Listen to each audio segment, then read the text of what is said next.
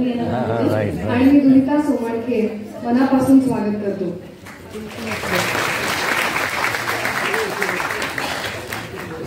कार्यक्रमाची सुरुवात करत असतानाच आपल्या आम्ही उद्योगीचा एक स्नेही सुरू आहे. स्वयंटॉकचे नवीन काळे, तर नवीन दादाची एक फार सुंदर गोष्ट आहे. त्या गोष्टीनेच या संपूर्ण कार्यक्रमाची सुरुवात करायची वाटते. दादाने गोष्ट अशी लिहिली होती की पुण्याहून छत्रपती संभाजीनगरला जाणारी एसटी महामंडळाची शिवनेरी बस स्थानकावर थांबली होती आणि दादाला गाडीत चढायचं होतं. म्हणून दादाने त्या ड्रायव्हर दादाला सांगितलं, जरा दार उघडा. शिरस्ता काय की बटन दाबलं की दरवाजा उघडतो. एकदा बटन दाबलं, उघडला नाही. दुसऱ्यांदा दाबलं तरीही उघडला नाही. तिसऱ्यांदा चक्क ड्रायव्हर दादांनी काय केलं असेल तर बटन दाबताना चक्क एक हात समोर केला आणि हळूच फुंकर मारली आणि दार आपोआप उघडलं. तेव्हा एकदम नवीन दादा म्हणला, क्या बात आहे, ही गोष्ट जादुई असं वाटतं खरं. पण त्याने फार सुंदर ओळ म्हटली होती की ही जादुई कुंकर वाटली. या कुंकरीचा सुद्धा किती उत्तम कर्मयोग आहे सांगा.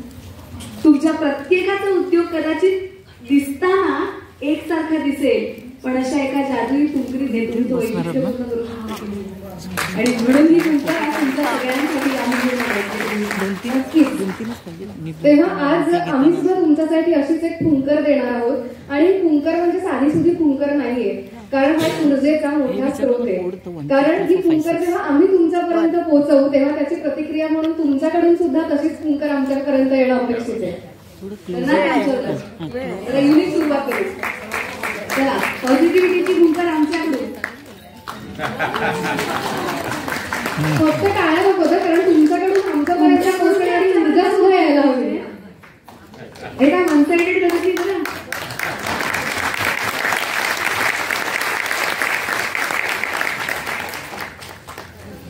चला मस्त. तर या सकारात्मकतेची सुरुवात झालीच आहे, पण ही सकारात्मकता नुसती कुंकरीपुरती मर्यादित न राहता हा वारा श्वास व्हावा ही सगळ्यात महत्वाची जाणीव असते. कारण तो चिरंजीव राहतो. तो राहण्यासाठीच ही प्रार्थना सगळ्यांच्या वतीनं आपण बाप्पाच्या चरणी करणार आहोत. आणि देवाकडे काय मागावं तर एवढंच आपण मागू की आमच्या मागण्याची याचना करू नकोस, अर्चना कर, म्हणजे त्याची पूजा होईल. अशी तुमच्या उद्योगाची पूजा मानली जाऊ अशी प्रार्थना घेऊन आपल्यासाठी मानसी ताई येतील. तिचा थोडक्यात परिचय दुनिता सांगेल. मानसी केळकर तांबे सुप्रसिद्ध गायिका उत्तरा केळकर यांच्या त्या कन्या आहेत. अशोक पत्कींकडून सुद्धा त्यांना गाण्यासाठीचं संगीताचं मार्गदर्शन प्राप्त झालेलं आहे. तसंच स्वर मानसी त्यांची संस्था आहे आणि या संस्थेतर्फे अनेक विद्यार्थी सुद्धा त्या घडवत असतात. मी त्यांना विनंती करते उपस्थित सर्व मान्यवरांचं आणि आपल्या सगळ्या उद्योगिनींचं त्यांच्या सुरांनी स्वागत करावं.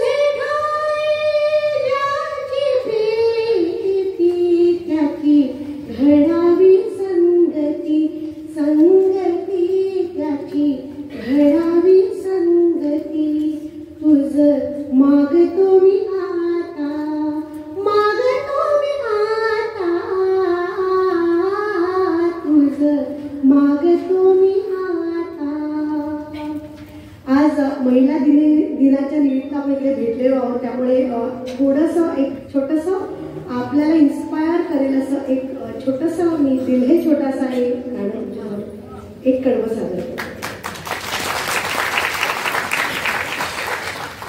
दिल है छोटा सा छोटी सी आशा मस्ती भरने की भोली सी आशा, चांद तारों को छूने की आशा, आसमानों में उड़ने की आशा, दिल है छोटा सा, छोटी सी आशा, मस्ती भरे मन की भोली सी आशा, महक जाऊं मैं आज तो ऐसे फूल बगिया में महके हैं जैसे, बादलों की मैं ओढ़ूं चुनरिया, झूम जाऊं मैं बन के बावरिया, अपनी चोटी में बांध लूं दुनिया,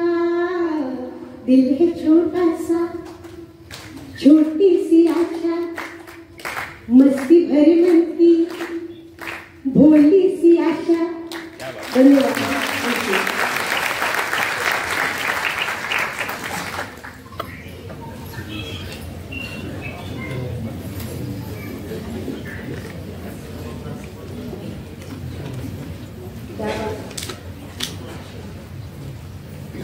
अप्रतिम मानसीताई, खूपच छान. एकदा मानसीताईसाठी मनापासून दाद देऊया. आणि तिने खेळाची इच्छा व्यक्त केली, ती इच्छा आपल्याही मानसी रुजावी अशी प्रार्थना कायम आपल्या मनात. चिरंजीव जसं मगाशीच आपण म्हणालो की ही ऊर्जेची देवाणघेवाण आहे आणि ऊर्जेचा आदिम स्रोत, आद्य स्रोत असं आपण ज्याला म्हणतो ती म्हणजे दीपक ज्योती. आणि त्या दीपक ज्योतीकडूनही आपण प्रेरणा घेऊन त्या दीपक ज्योतीला वंदन करून कार्यक्रमाची सुरुवात करतोय. तेव्हा मी मीनाताईंना विनंती करते आजच्या कार्यक्रमाचे सर्व निमंत्रित मान्यवर यांना मंचावरती घेऊन यावं आणि दीप प्रज्वलन करावं. प्राध्यापिका डॉक्टर मनीषा कायंदे, माननीय विजया पाटील, माननीय CA प्रकाश पागे, माननीय जगत शहा, वैजयंती पंडित, डॉक्टर वैजयंती पंडित, सर्व मान्यवरांना विनंती आहे कृपया दीप प्रज्वलनासाठी मंचावर यावं.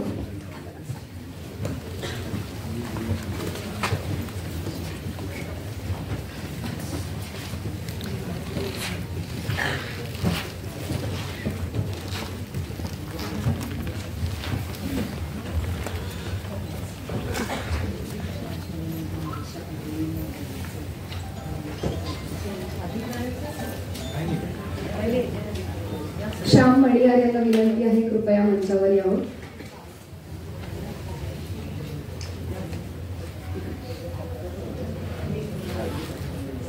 आर्याणाम देवता सूर्यो विश्वचक्षुर जगतपती, कर्मणाम प्रेरको देव पूज्यो ध्येयश्च सर्वदा. आर्यांची देवता, संपूर्ण विश्वाचा जो चक्षु आहे, जो द्रष्टा आहे, जगाचा पालन करता असा सूर्य, आणि या सूर्याचंच प्रतीक म्हणजे ही दीपक ज्योती आहे की तुम्हा आम्हा सगळ्यांना अशी अखंड ऊर्जा देत राहू अशी प्रार्थना करूया.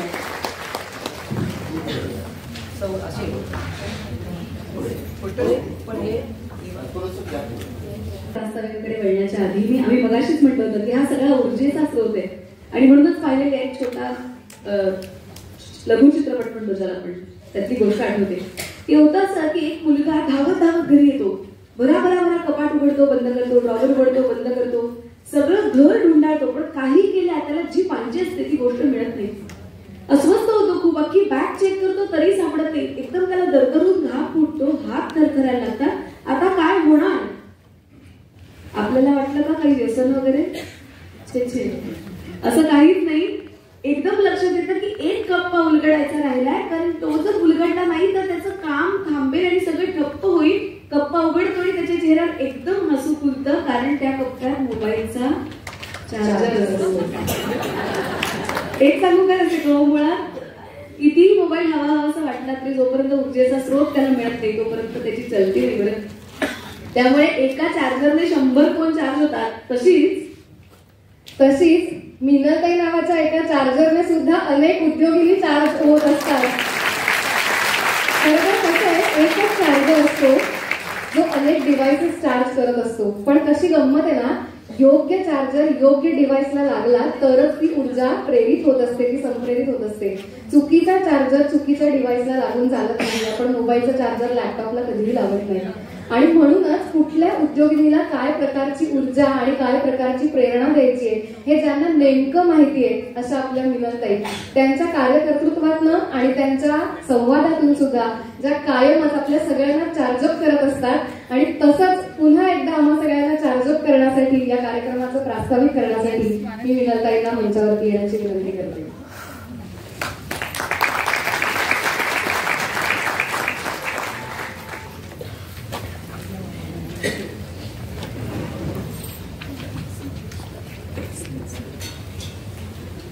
नमस्कार, मी मिनल मोहाडीकर. आम्ही उद्योगिनी प्रतिष्ठानची सुरुवात आपण 8 मार्च 1997 ला केली. आज मला खूप आनंद होतोय कारण या मंचावरती आता ज्या दोघी जणी आहेत आपण 27 वर्ष सातत्याने आम्ही उद्योगिनीतर्फे इथे कॉन्फरन्स घेतोय. परंतु या मंचावरती 2 उद्योगिनी अशा आहेत की ज्यांनी आपले उद्योगिनीचे अवॉर्ड घेतलेले आहेत. एक डॉक्टर वैजयंती पंडित, जीवनविज्ञान. तिने त्यावेळेला मे बी 20 इयर्स बॅक तिने त्यावेळेला महिला उद्योगिनींवरती PhD केलेली आहे. आणि दुसरी आमची विजयाताई पाटील फ्रॉम कोल्हापूर, तिला सुद्धा अवॉर्ड मिळालेलं आहे आपलं. तर अशा 2 उद्योगिनी आज आपल्या कार्यक्रमाला हजर आहेत की ज्यांना अवॉर्ड्स मिळाले. मला वाटतं पुढच्या वर्षी तुमच्याच पैकी कोणीतरी इकडे असेल ज्यांना अवॉर्ड्स मिळालेत त्या. नंतर इथे मनीषाताई कायंदे आहेत ज्या लॉयर म्हणून तुम्हाला सगळ्यांना तुम्ही ओळखता, परंतु त्या स्वतः आमदार आहेत. तिथल्या माझ्या काही चुकलं असेल तर बरोबर करा ताई, कारण त्या स्वतः लॉयर आहेत, महिला लॉयर. अशा दृष्टीने मी एक ओळख करून देते. दुसरे आपले आहेत मागे साहेब जे आम्हाला फायनान्सशी रिलेटेड नेहमीच मदत करत असतात उद्योगिनींना. आणि आमचे जगतबाई शहा खास अहमदाबादहून आले जे ऑनलाईन एक्सपोर्टशी रिलेटेड आमच्या महिला उद्योगिनींना सातत्याने, त्यांची एक खासियत आहे 16 तास ते 4 दिवसामध्ये आमच्या उद्योगिनींना शिकवतात म्हणजे ऑनलाईन शिकवतात. आणि नुसतं शिकवत नाही तर ते रिझल्ट ओरिएंटेड आहे. त्यामुळे जगतबाई आमच्या आपल्या परिवारातलीच आहेत असं म्हटलं तर होणार नाही. दुसरी आमच्या 2 ज्या दिसत आहेत त्या शैलाताई गोखले ज्या आम्ही उद्योगिनीचा पूर्ण भाग, कारण संपूर्ण संपादन हे शैलाताईंचं असतं. आणि आपण हे जे 27-28 वर्षापूर्वी 8 मार्चला सुरू केलं तेव्हा आमच्या पुष्पाताई त्रिलोकेकर होत्या आणि त्यानंतर शैलाताईंनी तो पूर्णपणे भार घेतलेला आहे. त्यामुळे शैलाताई आमच्या संपादिका आहेत आणि त्यांच्यामुळे इतकी वर्ष आम्ही उद्योगिनी चालत आहे. आणि दुसरी आमची सायली रमडेवी, ही लेखिका पण आहे पण ती one of the trustees of आम्ही उद्योगिनी. आणि तुम्ही सगळ्या, कारण we are the only organizers. Actually 28 वर्षापूर्वी सुरुवात दादरपासूनच केली, परंतु याच किंग जॉर्ज हायस्कूलमध्ये, कारण शेवटी मी या शाळेची, त्यामुळे याच ठिकाणी सुरुवात केली. आणि त्यावेळेला वेगळ्या तऱ्हेने खालती हॉल होता, या हॉलमध्ये नव्हतो, नवीन होतो, आम्हाला पण अनुभव नव्हता. अशा वेळेला सुरुवात झाली पहिल्यांदा फक्त आम्ही उद्योगिनीच्या अंकापासून. ते त्रैमासिक आम्ही देतोय आणि दरवर्षी त्रैमासिक काढतो सातत्याने. परंतु याच्यामध्ये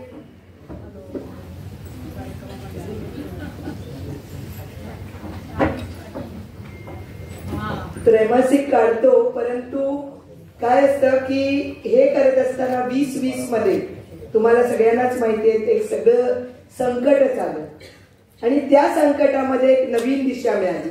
आपण म्हणतो ना एक दरवाजा बंद झाला तर दुसरा दरवाजा उघडतो, त्याप्रमाणे 2020 मध्ये आम्ही उद्योगिनी हे मॅगझिन आम्ही ऑनलाईन केलं. त्यामुळे ही एक नवी दिशा आम्हाला मिळाली. सोनिक ऑक्टेव्ह म्हणून पुन्हा आमचेच क्लायंट ज्यांना याच्यातलं खूप माहिती आहे त्यांनी ही जबाबदारी उचलली, कारण जबाबदारी उचलणारं कोणतरी पाहिजे ऑनलाईनचं, तर ते त्यांनी उचललं. आणि आपण फक्त महाराष्ट्रात नाही, आता महाराष्ट्रातून ज्योती आलेली औरंगाबादहून, नागपूरहून आमच्या ताई आलेल्या आहेत, म्हणजे प्रत्येक आमच्या ब्रांचेस आहेत सगळीकडे. नाशिक, पुणे, मुंबई, औरंगाबाद, रत्नागिरी, गोवा गोव्यामध्ये सुद्धा आम्ही आहोत. We are there in Maharashtra, Goa, Dubai, Mauritius, Bangkok आणि आता आम्ही त्याच्यातही आहोत. म्हणजे 3 देशात आयलंडमध्ये सुद्धा आहोत. तर बँकॉकमध्ये आहोत, मॉरिशसमध्ये आहोत आणि दुबईमध्ये आहोत. आणि सांगायला आज आनंद का वाटतोय, I was the president of Maharashtra Chamber of Commerce, Industries and Agriculture in 2008-2009. That time, first time in Maharashtra, कारण तेव्हा मोबाईल वगैरे काही कन्सेप्ट नव्हते, म्हणजे रादर हा मोबाईल सुद्धा नव्हता, ते छोटे मोबाईल होते. त्यावेळेला आम्ही म्हणजे चेंबर ऑफ कॉमर्सनी ॲज अ अध्यक्षा मी 9 जानेवारीला त्यावेळेला आपण एक कॉन्फरन्स ठेवली होती 2009 मध्ये. परंतु 26/11 बॉम्ब ब्लास्ट झाला आणि लगेचच 9 जानेवारीला ती कॉन्फरन्स होती. त्यावेळेला ऑस्ट्रेलियातून मला फोन आला, विजय जोशी म्हणून, की ताई आम्हाला सांगितलंय डोंट गो टू इंडिया. त्यांना SMS आले होते सगळ्यांना. मी म्हटलं sir you are a Indian, तुम्ही त्यांना सांगा I love my India and you come back to India. आणि खरंच सांगते त्या वर्षी आम्ही ताज लँडसेनला ती कॉन्फरन्स घेतली, पहिल्यांदा महाराष्ट्र चेंबरने घेतली. त्यावेळेला आमचा दादा आता जो आलाय US मधनं तो सुद्धा होता आणि त्यांनी तो BMMचा अध्यक्ष म्हणून आलेला होता. नंतर तो आहेच नंतरच्या वेळेला. परंतु त्यावेळेला आम्ही पहिलं कार्यक्रम 2008-2009ला केला आणि अप्रतिम झाला. त्याच्यानंतर 1 वर्ष महाराष्ट्र चेंबरनी केला, पण सॉरी टू से याच्यानंतर कधीच महाराष्ट्र चेंबरने ग्लोबल महाराष्ट्र केला. मग आम्ही सातत्याने आता दुबई, मॉरिशस, बँकॉकला जातो. यांच्याकडे जातो जिथे अमित असतो, जिथे मॉरिशसला आमची श्रीकृपा आहे. नंतर दुबईमध्ये आमचे पेशवा हॉटेलवाले येणार आहेत. यांच्याकडे जात असताना आपण दरवर्षी जातो, मग त्यांना का नाही बोलवायचं. म्हणून या वर्षीचं वेगळेपण म्हणजे दुसऱ्या सत्रामध्ये जेवणानंतरच्या तुम्हाला हे सगळे उद्योजक आता आहेत, ते सगळे उद्योजक आहेत आणि हे सुद्धा तुमच्या बरोबर बोलणार आहेत. तर हे करत असताना मी म्हणते की ललित महाडेश्वर ही जी व्यक्ती माझ्या बरोबर तेव्हा सुद्धा होती, तर ती व्यक्ती US मधून आहेच, पण एक आगळं वेगळं काम करते. नंतर सचिन जो मगाशी म्हटलं पेशवा हॉटेलवाला, त्याचा कालच वाढदिवस होऊन गेला, त्यामुळे मी म्हटलं आज आपण तुझा वाढदिवस इथे साजरा करूया. सचिन आणि श्रिया या दोघांनी छोट्याशा हॉटेलपासून सुरुवात केली आणि आता 4 हॉटेल्स चालवतात. बँकॉकमध्ये आणि पटायामध्ये सुद्धा त्यांचं हॉटेल आहे. म्हणजे आपले मराठी उद्योजक तिकडे एस्टॅब्लिश झाले. मग ते आज आपल्याला भेटायला आले. बघा किती मोठा दिवस आहे आजचा. त्याच्यानंतर आमचा अमित तर आमच्या बरोबर सातत्याने असतो. त्याच्यामुळे Indo Thai chamber of commerce बरोबर आमची टायअप आहे. आणि अमित हा पूर्वी चायनाला होता, त्यामुळे चायना आणि बँकॉकचं एक मिश्रण असं म्हणायला हरकत नाही. आणि श्रीकृपा वावगे ही बेसिकली बंगाली मुलगी, married with Marathi, sorry ma'am I am saying, but she is Indian. आणि इंडियन एंटरप्रेन्योर्स आज सगळे आले. ती तिथे बंगाली व्यवसाय करतच होती, परंतु happy to share with you ती आता चितळे बंधूची तिथली डिस्ट्रीब्युटर आहे. त्याच्यानंतर जे आता आले पण नंतर वरती येणार नाहीयेत असे ऑस्ट्रेलियाचे आमचे दोस्त 2 जण नवरा बायको आलेले, गीता परुळेकर आणि काका काका म्हणजे ते मोठे आहेत म्हणून आमचे काका, हे दोघंही आले. आणि त्यांची खरंच स्टोरी एक तुम्हाला सांगते. 2020 मध्ये ते तिथे अडकले म्हणजे मुलाकडे गेले होते, तिथे अडकले. त्यांचा तिथून फोन आला की we won't be able to come to India. म्हटलं काही काळजी करू नकोस. गीता माझी तसं म्हटलं तर सख्खी शेजारी म्हणायला हरकत नाही, पण लहान म्हणजे पूर्वीपासूनची दोस्त. तिच्या मुलाला विचारलं, कारण प्रत्येक देशाचे नियम वेगळे असतात. तिला विचारलं की मुलाला विचारलं मकरंद चालेल ना. आणि अशा वेळेला मकरंद म्हणायला हरकत नाही. इथे पुन्हा चितळ्यांशी संपर्क साधला इंद्रनीलशी, आणि परवा इंद्रनीलशी पण बोलले. अशी अडकलेल्या माणसाने सुरू केलेले उद्योजकता ॲट द एज ऑफ 60-67 म्हणजे मोठी वयाच्या मोठेपणी. तसं इथे जोशी म्हणून एक दाम्पत्य आलेलं आहे, ते US मधनं आले, ते तिथे उद्योग करतात वयाच्या मोठ्यापणी. म्हणजे मला म्हणायचंय उद्योगाला वयाची अट नसते, फक्त तुम्हाला तुमची इच्छा पाहिजे. मी तर म्हणते ताट वाढलाय, हात तुमचेच लागणार आहे. आम्ही रस्ता दाखवतोय, पण चालायला तुम्हालाच लागणार आहे. आणि हे करत असताना मी म्हणेन की या सोहळ्याला जसं तुम्ही आतुरतेने आपण सगळेजण वाट बघत असतो आणि आजचा संपूर्ण दिवस हा उद्योगिनींच्या जीवनात अगदी एक ऊर्जा निर्माण करतो. आणि आता इथे एक आपलीच उद्योगिनी आली कल्याण, खरंच ती आजारी आहे, पण ती काय म्हणाली माहितीये, इथे आल्यावर माझ्यात एक वेगळी शक्ती आहे. म्हणजे ही जी त्यांच्यात एक आत्मीयता आहे ना, मी तर म्हणेन माय बँक बॅलन्स इज युअर प्रेम. तुम्ही माणसं आहात, हा माझा बँक बॅलन्स आहे. आणि त्यामुळे तुम्ही इथे आहात. आणि न चुकता जसं पंढरीची वारी आपण करतो तशा आमच्या उद्योगिनी वेगवेगळ्या ठिकाणून, नागपूरहून आलेत, औरंगाबादहून आलेत, नाशिकहून आलेत, पुण्याहून आलेत, या सगळ्या जणी, मुंबईत ते तर आहेतच, पण यावर्षी पुन्हा मॉरिशस, बँकॉक, दुबईहून सुद्धा लोक येत आहेत, US हून पण येत आहेत. अशी उद्योजक आज इथे जमलेले आहेत. त्यामुळे मला म्हणायचं हे आमचं एक कुटुंब आहे. कारण हे सगळं करताना we are the only organizers. 28 वर्ष विनामूल्य काम करतो. विनामूल्य काम कसं करता तुम्ही म्हणाल? आम्हाला फक्त जागा लागते विजयाताई, आणि प्रत्येक कॉलेज, शाळा आम्हाला जागा देतो. कारण we are doing a good job for the young generation. त्यामुळे आम्हाला जागा मिळते, जागेबद्दल नाही, पण सगळी नाटकं करता येतात, पैशाची नाटकं नाही करता येत. अशा वेळेला हे पाठीमागे जे बघतायत, सरोज स्वीटची आमची मनीषा आलेली आहे, बजाज इलेक्ट्रिकल्सचे आलेले आहेत, नंतर आमचे सारस्वत बँक तर आमच्या बरोबर अगदी दरवर्षी न चुकता असते. आणि हे करत असताना IRBचे जे त्यांच्या सिनियर ज्या मावशी आहेत त्या संध्याकाळी असतील, कारण त्यांनी ॲट द एज ऑफ 70 त्यांनी आकाश पेलताना म्हणून एक सिरियल सुरू केली टीव्हीवर, आणि तिथे पुन्हा महिला उद्योगिनींना ते फोकस करतात. अशा तऱ्हेने IRB पण आमच्या बरोबर असतं, सारस्वत बँक असतं, सरोज स्वीट्स आहे, बजाज आहे, आणि त्याच्याबरोबर एक कोणतरी राहिलंय, sorry, RCF is again with us. असे वेगवेगळी लोक आम्हाला खरंच सांगते मदतीचा हात देतात, आणि त्या मदतीच्या हातामुळेच आम्ही हे करू शकतो, नाहीतर नाही करू शकणार. पण तुमचं प्रेम आमच्या बरोबर जे आहे ना ते महत्वाचं. आणि म्हणून मी म्हणेन वार्षिक परिषद म्हणजेच एक एकत्र कुटुंबाचे सुंदर संमेलन, एक संमेलन आहे. हा सगळ्या दिमागदार सोहळा करताना सगळ्या उद्योगिनींसाठी तो अधिकाधिक माहितीपूर्ण ठरेल. याच्यासाठी दुसरं जे सेशन आहे ते गव्हर्नमेंट स्कीम्स वरच आहे. याच्यामध्ये अगदी आगळं वेगळं नाविन्यपूर्ण तुम्हाला कळणार आहे, तर त्याला पण हे करा. त्यांना विकासाच्या वेगवेगळ्या दिशा कशा प्राप्त होतील आणि उद्योग क्षेत्रातील बदलांचे वारे त्यांच्यापर्यंत आम्ही पोहोचवतो, हे महत्वाचे. आणि म्हणूनच 27 वर्षापूर्वी आम्ही हे सुरुवात केली, ते बीज आता भक्कम दिमागदार वृक्षात त्याचं रूपांतर झालंय. पक्षाने आपल्या पिलांना आकाशात जेव्हा आपण म्हणतो की उडून जातो, तेव्हा आपणच म्हणजे तो पक्षीच त्याला शिकवतो कसं उडायचं.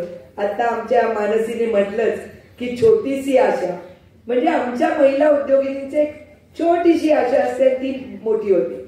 आणि अशा महिला उद्योगिनी आमच्या बरोबर आउट ऑफ इंडिया जेव्हा येतात विजयाताई, तेव्हा त्यांना तिथे बिझनेस मिळतो. They are getting the partner outside India. अशा वेळेला त्यांचा एक वेगळा आत्मविश्वास निर्माण होतो. आणि त्यामुळे हे मी म्हणेन अक्षरशः इतक्या विविध क्षेत्रात आपल्या उद्योगिनी आता सफल होत आहेत, आणि त्या स्वतः आता पुढील पिढ्यांना मार्गदर्शन करणार आहे. आज असे विविध प्रकारचे मार्गदर्शन तुम्हाला लाभणार आहे. आणि त्यामुळेच मी अधिक बोलत नाही, प्रत्येक सेशन हे महत्वाचं आहे, लक्षात ठेवा. तुम्ही सुद्धा इथे सगळ्या आलात, तुमचं सुद्धा योगदान फार महत्वाचं आहे.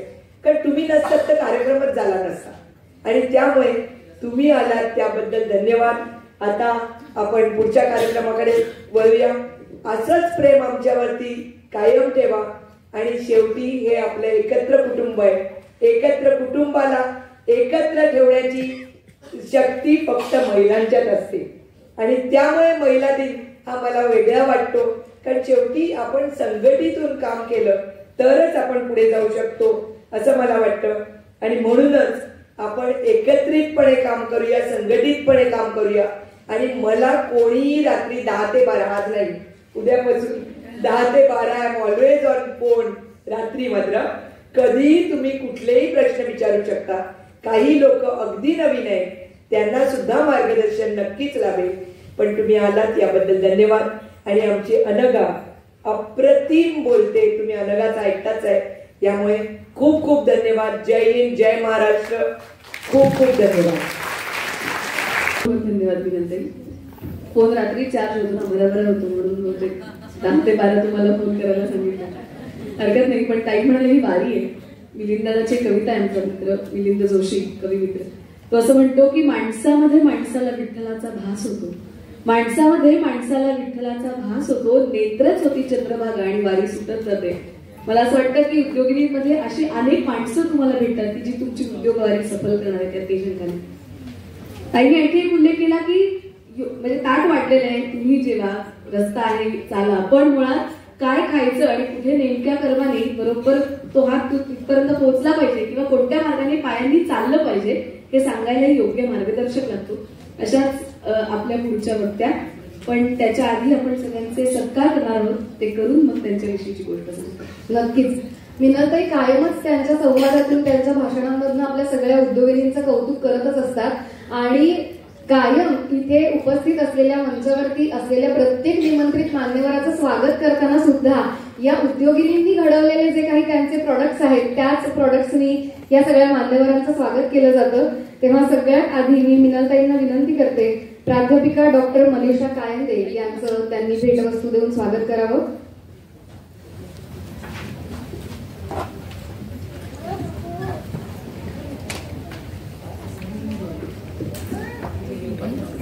प्राध्यापिका डॉक्टर मनीषा कायंदे, विधान परिषद सदस्य, शिवसेना सचिव आणि प्रवक्त्या.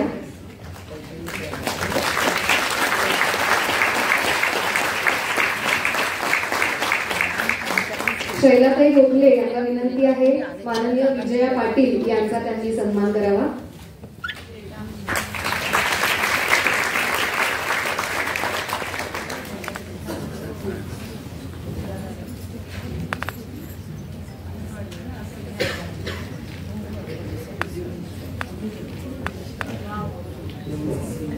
हो, मी तुमच्या सगळ्यांच्या प्रतिक्रिया ऐकल्यात. आज शालीनऐवजी शैलेश.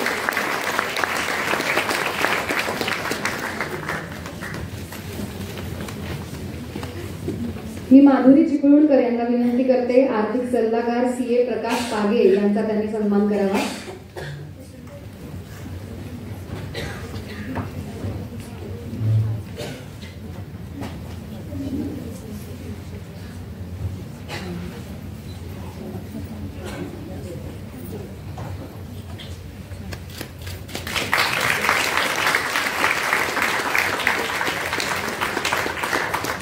यानंतर मी सायली ढमढेरे यांना विनंती करते, ग्लोबल नेटवर्क इन्स्टिट्यूटचे माननीय जगतजी शहा यांचा त्यांनी सन्मान करावा.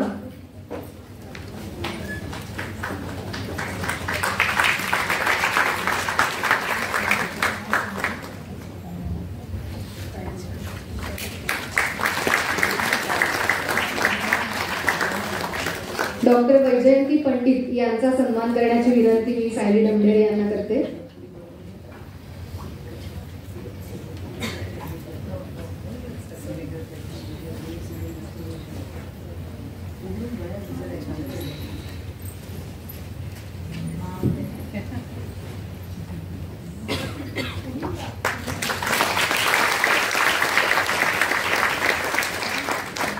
सर्वांना मनपूर्वक धन्यवाद. पुढे वळूया. ती मगाशीच म्हटलं की नेमके पाय कोणत्या मार्गाने चालावे यालाही खूप महत्व असतं. खरं तर झालं असं की एका गुरुवर्यांनी त्यांच्या गुरुकुलातली एक आपण काय म्हणू बॅच जी साधारण ते गुरुकुल सोडून पुढे आता जाणार आहे, तर ती मार्गस्थ व्हायच्या आधी नेमका संस्कार मनात रुजला पाहिजे म्हणून एक छोटीशी स्पर्धा त्यांच्या ध्येय ठरवलं आणि त्यांना एक ध्येय आखून दिलं. सगळी मुलं भराभरा पळायला लागली, पण त्या सगळ्या वाटेत एक मोठी गुहा होती, ती पूर्ण अंधारी गुहा होती. पाऊल टाकल्यावर लक्षात येत होतं की प्रचंड खडे टोचतायत. काही मुलांनी तर तिथूनच माघार घेतली, काही त्याच खड्यांना तुडवत पुढे गेले, काहींनी ते खडे बाजूला सारले आणि काहींनी टोचणारे खडे खिशात टाकले आणि पुढे आले. गुरुवर्यांनी आल्यावर विचारलं, का सगळ्यांना वेगवेगळा वेळ लागला? ही सगळी गोष्ट मुलांनी सांगितली. ज्यांनी खडे खिशात टाकले होते त्यांनी गुरुवर्यांनी त्या सगळ्या मुलांना बोलवून घेतलं आणि विचारलं, काढा बरं तुमच्या खिशातले सगळे खडे. त्यांनी खडे काढले तर ते सगळे लगलगणारे हिरे होते. तेव्हा बाकीचे चुटपुटले आणि मग म्हणाले, अरे आम्ही दगड समजून तिथून परत आलो किंवा तुडवून पुढे गेलो. गुरुवर्य म्हणाले, हेच असतं, मार्गातले खडे टोचतील म्हणून खऱ्या अर्थी वेचणारा श्रेष्ठ ठरतो आणि हा संस्कारांचा विराजाला विचार घालता येतो. तोच उत्तम मार्गदर्शन करू शकतो. मनीषा ताईंना दीर्घकाळ प्राध्यापिका म्हणून तरी काम केले. मुलांना घडवायची सवय आणि ही घडणंच फार महत्वाची असते, नाही का? अगदी खरं आहे ना. म्हणजे प्राध्यापिका म्हणून विद्यार्थ्यांच्या रूपात तर त्यांनी समाज घडवलेला आहेच, पण त्याचबरोबर असे समाजाला बोचणारे टोचणारे जे काही खडे आहेत, जे समस्या आहेत, ज्या प्रश्न आहेत, त्या प्रश्नांवर कायमच ते आवाज उठवत असतात. वटवाघुळाच्या प्रजनन ग्रंथीबद्दल त्यांनी जे संशोधन केलेलं आहे त्या संशोधनाबद्दल त्यांना मुंबई युनिव्हर्सिटीकडून डॉक्टरेट प्रदान झालेली आहे. त्याचबरोबर 11 वर्ष मुंबई महानगरपालिकेच्या शिक्षण समिती सदस्य म्हणून त्यांनी काम पाहिलेलं आहे. तसंच डिस्ट्रिक्ट प्लॅनिंग आणि डेव्हलपमेंट कमिटीच्या सदस्याही त्या होत्या. महिला दक्षता समिती मुंबई पोलीसच्या सदस्य म्हणून सुद्धा त्यांनी काम बघितलेलं आहे. तसंच अवनी संस्थेतर्फे महिलांच्या समस्यांसाठी त्या काम करतात. मी प्राध्यापिका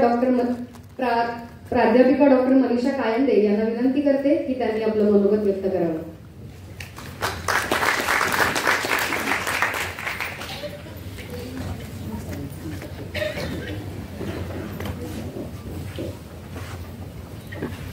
सर्वांना नमस्कार. आम्ही उद्योगिनी आयोजित राज्यव्यापी उद्योजक महिला परिषद वर्ष 27 या ठिकाणी येताना मला मनापासून आनंद होतो आणि सुरुवातीलाच एक वाक्य मी म्हणेन, मिनल मोहाडीकर ये नाम ही काफी. उद्योगिका आणि महिला म्हटलं की एकच नाव अनेक वर्ष सातत्याने सर्वांच्या डोळ्यासमोर आहे, त्या म्हणजे मिनलताई.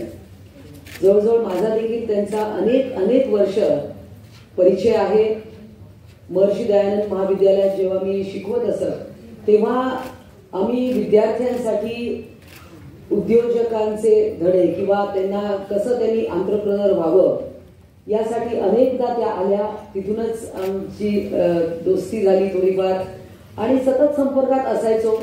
आणि त्या म्हणजे उद्योग शिकवतात आणि उद्योगी पण आहेत, तर कायमच असं त्यांचं चलबिचल आणि पॅशन. कारण एकच काम इतकी वर्ष करणं आणि एका अर्थाने म्हणता येईल की निस्वार्थी, कारण सगळ्याच गोष्टीतून काहीतरी अर्थार्जन होत असतं असं नाही. अनेक वेळा आपण लोकांना प्रेरणा बनतो, लोकांसाठी रोल मॉडेल बनतो आणि एक पॅशन घेऊन इतकी वर्ष दुसरं कुठलीच गोष्ट करायची नाही, एकच गोष्ट जेव्हा पछाडल्यासारखा माणूस करतो त्यातूनच हे सगळं घडत असतं. मिनलताई, तुम्ही एक रोल मॉडेल आहात, एक इन्स्पिरेशन आहात या सर्वांसाठी. पंढरीला लोक जात असतात. मगाशी ज्या निवेदिका होत्या त्यांनी अत्यंत उपयुक्त असा आणि ऍप्ट असा शब्द वापरला की उद्योग वारी आहे. आणि या वारीला तुम्ही आलेला आहात, निमंत्रण असेल किंवा नसेल, परंतु या वारीमध्ये आपण यावं हे तुमच्यापैकी अनेकींना वाटत असेल, वाटत होतं, म्हणून तुम्ही येथे आलात. आणि केवळ मुंबई महाराष्ट्रातून आणि देशातून नाही तर विदेशातून देखील तुम्ही आलात, हे जास्ती महत्वाचं. ज्या 3 देशांचा उल्लेख केला तिथपर्यंत तुमचा प्रचार प्रसार आहे, त्याच्याही पलीकडे आहे. मला माहित आहे की तुम्ही अन्य देशांमध्येही तुमचं खूप काम आहे, नाव आहे. आणि त्याचबरोबर या मंचावर उपस्थित माननीय विजय पाटीलजी, माननीय प्रकाश पागेजी, जगत शाहजी, वैजयंती पंडित, शैलाताई गोखले, साई ढमडेरे आणि अनेक इतर सगळ्या माझ्या समोर असलेल्या उद्योजिका. आणि मला खास इकडे येऊन आनंद झाला तो माझा भाऊ इकडे आहे, निलेश दीक्षित. जरा निलेश आणि त्याची सुविद्य पत्नी ती देखील उद्योजिका झालेली आहे आणि वर्ष 1.5 वर्षातच तुम्ही खूप मोठी भेट. म्हणजे मी मुद्दाम यांचा का उल्लेख करते की तिने एका वर्षात बरीच काही मजल मारली आहे आणि ती कधी उद्योजिका झाली ते मला कळलंच नाही. म्हणजे हा उद्योजक आहे ते मला माहिती आहे निलेश, आणि त्याचा उद्योग खूप मोठा आहे बरं का. म्हणजे गव्हर्नमेंट आणि मेट्रोला लागणारे जे विविध मोठी मशीन्स असतात, जी मशिनरी आहे त्याचं नाव इकॉनॉमिक टाइम्स मध्ये पण त्याचा उल्लेख झालेला आहे. आणि त्यामुळे खास करून ज्याला मी अगदी लहानपणापासून पाहिलं, कुठेही IIT वगैरे सारखं मोठा ब्रँड नाही, परंतु त्यांनी त्याचं नाव इंजिनिअरिंग करून हे सगळं त्यांनी केलं. त्याच्यामुळे खरोखरच खूप फर्स्ट जनरेशनचा आहे. त्यामुळे इथे येताना खूप आनंद झाला. कालच इकडे एका कार्यक्रम झाला, म्हणजे जे संस्था चालक आहेत शाळांचे त्यांचा कार्यक्रम होता आणि आज उद्योजकांचा. काल मला कोणीतरी विचारलं तुमची शाळा आहे का, मी म्हटलं नाही हीच माझी शाळा आहे म्हटलं, आणि मीच शाळा घेत असते सगळ्यांची. आज मला इथे येताना वाटलं माझा तो कुठलाच उद्योग नाहीये, मी काही मॅन्युफॅक्चर करत नाही, मी काही तयार करत नाही, परंतु विद्यार्थी मात्र घडवले. आणि जे आजपर्यंत माझ्या संपर्कात आहे, म्हणजे माझी जी पहिली विद्यार्थिनी आहे 1987 पासून मी शिकवते, म्हणजे अगदी वयाच्या 21व्या वर्षीच मी टीचर झाले, प्रोफेसर नाही, नंतर ते एक पदवी असते पुढची, परंतु त्या वेळेपासूनचे विद्यार्थी माझ्या संपर्कात आहेत, ते आज वेगवेगळ्या क्षेत्रात आहेत आणि ते संपर्कात आहेत. आणि आजही आम्हाला काहीतरी टीचर्सना विचारतात की माझं असं असं काहीतरी अडलंय तर काय करावं. म्हणजे मला वाटतं हे एक प्रेम असतं जे आपल्याला जीवनात अनेक लोकांकडून मिळतं. त्यामुळे मी म्हटलं मी उद्योजिका नसली, पण मला खूप असं वाटायचं, पूर्वी पण वाटायचं, पण म्हटलं एवढं सगळ्या याच्यात उद्योग करायचा कधी, म्हणजे 7-8 तास शिकवण्यात जातात, त्याचं अध्ययन, त्याच्यानंतर राजकारण हाच एक मोठा उद्योग आहे. मग या सगळ्यातनं अजून काय करायला काही वेळच उरत नाही. परंतु ठीक आहे, आमच्या कुटुंबातलं कोणतरी काहीतरी करतंय त्याच्यातच मला समाधान आहे. आणि त्यामुळे इथे तुमच्या सगळ्यांची अगदी सकाळी उठूनच खूप ऊर्जा मिळाली. ज्या निवेदिका होत्या, मला खास त्यांचं कौतुक करावं असेल, त्यांचं नाव मला माहिती नाहीये, अनघा. म्हणजे आपल्याला असं वाटतं, म्हणजे आपण जेव्हा बोलतो की ऑडियन्सकडे आपण पाहत असतो, ऑडियन्सचा रिस्पॉन्स आपण पाहतो, पण तिला एक दैवी शक्ती आहे की व्हिज्युअली न पाहता ती मनाने तुम्हाला पाहते, आणि एक खूप मोठी गोष्ट आहे. आणि ही दिव्य शक्ती तिला प्राप्त आहे. तुम्ही बघूनच अवाक झाले. म्हणजे आपल्याला वाटतं की बोलताना आपण आय कनेक्ट करावं, पण तो नाहीये, पण मनाचं कनेक्शन त्याही पलीकडे आहे. त्याचं मला खूप कौतुक वाटलं. तिला खूप खूप मनापासून मी अनघाला शुभेच्छा देते. आणि हा जो उद्योगिनींचा आज इकडे पूर्ण पंढरी आहे, काही स्टॉल्स मी पाहिले, खरोखरच अत्यंत सुंदर अशा वस्तू तयार केलेल्या आहेत. आणि या समोर ज्या आहेत त्यांचा साड्यांचा उद्योग आहे, तर परदेशातल्या महिलांना साड्या नेसवतात, हे त्याच्याहूनही कौतुक आहे.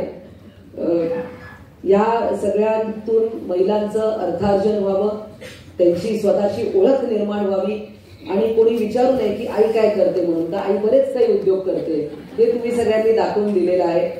खास करून एक गोष्टीचा उल्लेख करावा असं वाटेल की ज्या माननीय एकनाथजी शिंदे यांच्यासोबत मी काम करते, महाराष्ट्राचे उपमुख्यमंत्री आणि शिवसेनेचे मुख्य नेते, ते मुख्यमंत्री असताना लाडकी बहीण योजना सुरू केली.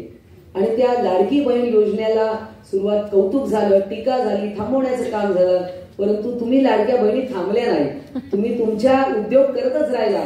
आणि ते केवळ त्याच्यात एक गोष्ट असं नाही की 1,500 महिन्याला मिळतात, परंतु त्या 1,500 अनेक महिलांनी उद्योग सुरू केले. आपल्याला माहित असेल, तिचा एका महिलेचा इंटरव्ह्यू झाला की तेव्हा गणपतीचा उत्सव सुरू होता आणि तिने ते घुंगरू, म्हणजे आपण पोटात घालायचे घुंगरू, जे आरती करताना आपण टाळ्या वाजवतो, तर त्याबरोबर ते घुंगरू देखील वाजतात, तो उद्योग तिने सुरू केला आणि 10,000 कमवले पहिल्याच महिन्यात. हे उल्लेखनीय आहे. म्हणजे एखाद्या गोष्टीची आपण कधी कधी टीका करतो, पण त्यातनं महिला काय करू शकतात हे आपण पाहिलं. दुसरं, मी आताच नागपूरला गेले होते आणि त्या ठिकाणी 3,000 लाडक्या बहिणी एकत्र आल्या आणि त्या लाडक्या बहिणींनी क्रेडिट सोसायटी चालू केली. म्हणजे त्या पैशातून त्यांनी क्रेडिट सोसायटी चालू केली. त्यांचाही सत्कार परवा झाला. माननीय मंत्री अदिती ठाकरे यांनी सुद्धा त्यांचं कौतुक केलं, त्यांच्यावर एक ऑनलाईन मीटिंग घेतली. हे उल्लेखनीय आहे. त्यामुळे महिलांना कल्पनाशक्ती खूप असते, फक्त एक थोडी मदत हवी असते, प्रेरणा हवी असते. त्या या सगळ्या मंचावर बसलेल्या रणरागिणी आणि तुमच्यासारख्या रणरागिणी ज्या आहेत त्या करू शकतात. आजच्या दिवशी मला असं वाटतं एवढंच बोलणं उचित आहे. आज बरेच कार्यक्रम आहे, रविवार असले तरी चालूच असतं काही ना काही, परंतु पुन्हा एकदा तुम्हा सर्वांना मनापासून खूप खूप शुभेच्छा. मिनलताई, तुम्हाला मी उद्योजिका नसताना तुम्ही मला बोलवून जो मान सन्मान दिला त्याबद्दल धन्यवाद.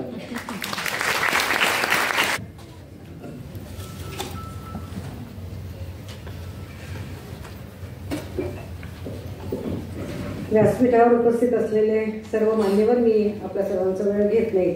आदरणीय सर्व मान्यवर, माझी मैत्रीण मिनल आणि आपण सर्व उपस्थित असलेले समोरचे माझे बंधू भगिनी उद्योजक महिला दिसत आहेत. याहीपेक्षा मला आनंद आहे की या हॉलमध्ये जे पुरुष वर्ग आहेत, जे माझे पुरुष सहकारी आहेत, त्यांचं मी मनापासून अभिनंदन करते. मी आणि मिनल आणि दोघींनी साधारणपणे मिनलने मला आठवतं 87 साली वगैरे कामाला सुरुवात केलेली आहे. मीही साधारण त्याच 1-2 वर्ष मागे पुढे आम्ही दोघींनी एकत्रच काम करायला सुरुवात केली वेगवेगळ्या क्षेत्रांमध्ये. पण आमच्या दोघींच्या बाबतीत एक खूपच मोठी आणि साम्य असलेली गोष्ट म्हणजे आमच्या दोघींनाही जे सहकारी मिळाले, जोडीदार जे मिळाले, मला आठवत नाही की कधीही आम्हाला त्यांना काहीतरी त्यांच्यासाठी काहीतरी करायला आलं की जेणेकरून ते आम्हाला जाऊ देतील, सोडतील किंवा सहकार्य करतील. तेव्हा हे फार महत्वाचं असतं की घरातनं पहिल्यांदा आपल्याला अतिशय भक्कम साथ लागते. नाही तर आपण पुढे जातो, ज्याला जायचं तो काम करतो, पण मग थोडी तारेवरची कसरत होते. म्हणजे आधी घरातलं सगळ्यांची मारामारी करायची म्हणजे शाब्दिक, आणि मग बाहेर आपण कसं पडायचं असं असतं. त्याच्यामुळे हे फार महत्वाचं आहे. त्याच्यामुळे अगदी माझा पहिला मूलमंत्र असा आहे अलीकडच्या काळात, आम्ही उद्योजिका होते 86-87 पासूनच्या आम्ही उद्योजिका. काळ खूप बदलला आहे. आजही आम्ही काम करतो, याचं कारण आम्ही अपडेट राहतो. पूर्वी आम्ही असं भाषणात सांगायचो की जिद्द असायला पाहिजे, चिकाटी असायला पाहिजे, हार्डवर्क पाहिजे. मग मी हळूहळू माझं एक पुस्तक आलं सेकर. मग मी हार्डवर्कपेक्षा स्मार्टवर्क कसं महत्वाचं आहे ह्याचा मला शोध लागला त्या काळामध्ये. त्याच्यामुळे आम्हाला लोकांना वाटायचं की आम्ही फार पुढे आहोत, असं नाही. आणि आता ह्याला कशालाही फारसं काही महत्व राहिलं नाहीये. या सगळ्या बेसिक गोष्टी झाल्या. माझ्या काळामध्ये मी माझ्या संस्थेमध्ये असं सांगायचे वर्तमानपत्राच्या की तुम्ही वेळेवर येता, तुम्ही हार्डवर्क करता, चांगलं काम करता आणि तुमच्यात प्रामाणिकपणा आहे, हे तुमच्या बेसिक गरजा आहेत. आउट ऑफ द वे जाऊन तुम्ही काय करता त्याच्यावर मी तुमचे पगार वाढवायचे का नाही हे ठरवणार, हे माझं अगदी ठरलेलं तत्व होतं. आता हे सगळंच बेसिक झालेलं आहे. आता आर्टिफिशियल इंटेलिजन्स आलेलं आहे. आता मी आपल्या बँकॉकवर आलेल्या अमितशी अगदी 5-10 मिनिटं बोललो असो, पण त्यांचा तो उत्साह, त्यांची ती समजून घेण्याची वृत्ती, समोरचा माणूस काय करतोय, तो कशातनं पुढे आलेला आहे, हे गुण हल्ली कमी झालेले आहेत. कारण हल्लीची जी तरुण पिढी आहे त्यांना मागे काय झालं याच्याशी काही घेणं देणं नाहीये. मी माझं आत्ताचं क्षेत्र आणि मला पुढे काय करायचं एवढ्यातच त्यांना रस आहे. आता मी अमेरिकेहून आले, त्यांना विचारलं की तुम्ही कुठून आलाय, कारण माझी मुलगी शिकागोला असते आणि मी 2-3 महिने मी अमेरिकेत असतेच. काही झालं तरी हल्ली म्हणजे आता आम्ही जेव्हा 70ला येऊ पाहतो आहोत, 65 आमची ओळख गेली आहे, तेव्हा आम्ही आता जरा मुलाबाळांना वेळ द्यायचं ठरवलेलं आहे. आयुष्यात सगळं तसंच गेलं. पण तिथे गेल्यानंतर सुद्धा मला आठवतं की एक 15-20 वर्षापूर्वी जेव्हा मी अमेरिकेत यायची तेव्हा मला, किंवा 35 वर्षापूर्वीपासून आपण बघूया, तेव्हा मला असं वाटायचं किती नशीबवान लोक आहेत, किती सुखी जीवन आहे ह्यांचं, काय गाड्या अमुक तमुक सगळं त्यांना म्हणेल त्या सोयी, आणि परत पैसाही भरपूर, डॉलर्समध्ये पैसे. त्याच्यानंतर मी एक 10-10 वर्षाचा जर मी तुमचा अमेरिकन लोकांचा काळ पाहिला तर एक 10 वर्षापूर्वीपर्यंत मी माझ्या मुलीच्या बाबतीत खूप समाधानी होते की भरपूर पगार मिळवतीये, पाहिजे ते पहिली टेस्ला गाडी तिच्याकडे, पहिलं अमुक तिच्याकडे, असं सगळं ते मला खूप कौतुक वाटायचं. गेल्या 5 वर्षामध्ये मी त्या सगळ्या तिला आणि तिच्या मैत्रिणींना म्हणते की तुमच्यापेक्षा आम्ही खूप पुढे गेलो. त्या म्हणतात का तुमच्यापेक्षा मोठे आणि चांगले मॉल. तेव्हा आम्हाला ते खूप गंमत वाटायची ना पूर्वीच्या काळी, ते रात्रीचे 24 तास दुकान चालू, हे मोठेच्या मोठे मॉल आणि पार अगदी पाय तुटेपर्यंत आम्ही फिरायचो. आता तुम्ही दिल्ली, मुंबई, अगदी छोट्या छोट्या तालुका लेवलही बघता, प्रचंड मॉल निर्माण झालेले आहेत. अतिशय उत्तम ब्रँडचे कपडे सगळे मिळतात. आपण पूर्वी तिकडनं आणायचो काही गोष्टी, आता काही आणायची गरजच नाही, इथेही सगळं भारतीय मिळतंय. सगळ्यात महत्वाचा फरक झाला भारतामध्ये पैसा चांगला मिळायला लागलेला आहे, मुलांना काम मिळायला लागलेलं आहे. 2 स्तर झालेत भारतात, एक अतिशय वरचा झालाय, एक मध्यम झालाय आणि खाली, म्हणजे ह्या दोघांची स्तराची थोडीसं वाढता आहे. म्हणजे हायर मिडल क्लास आणि अतिश्रीमंत यांच्यातली दरी आता वाढायला लागली हे मी मान्य करते. याच्यासाठी आपल्याला काहीतरी सामाजिकदृष्ट्या केलं पाहिजे. पण तरी सुद्धा जे काम करतात, जे उत्तम पैसा मिळत आहे इथल्या, म्हणजे माझी मुलगी तिथली आणि माझी इथली मुलगी यांच्यात आत्ता हा फरक आहे की तिथली मुलगी प्रचंड पैसा मिळवतीये, तिला काय पाहिजे ते मिळते, तिला पण एक मुलगा आहे, हिला पण एक मुलगा आहे.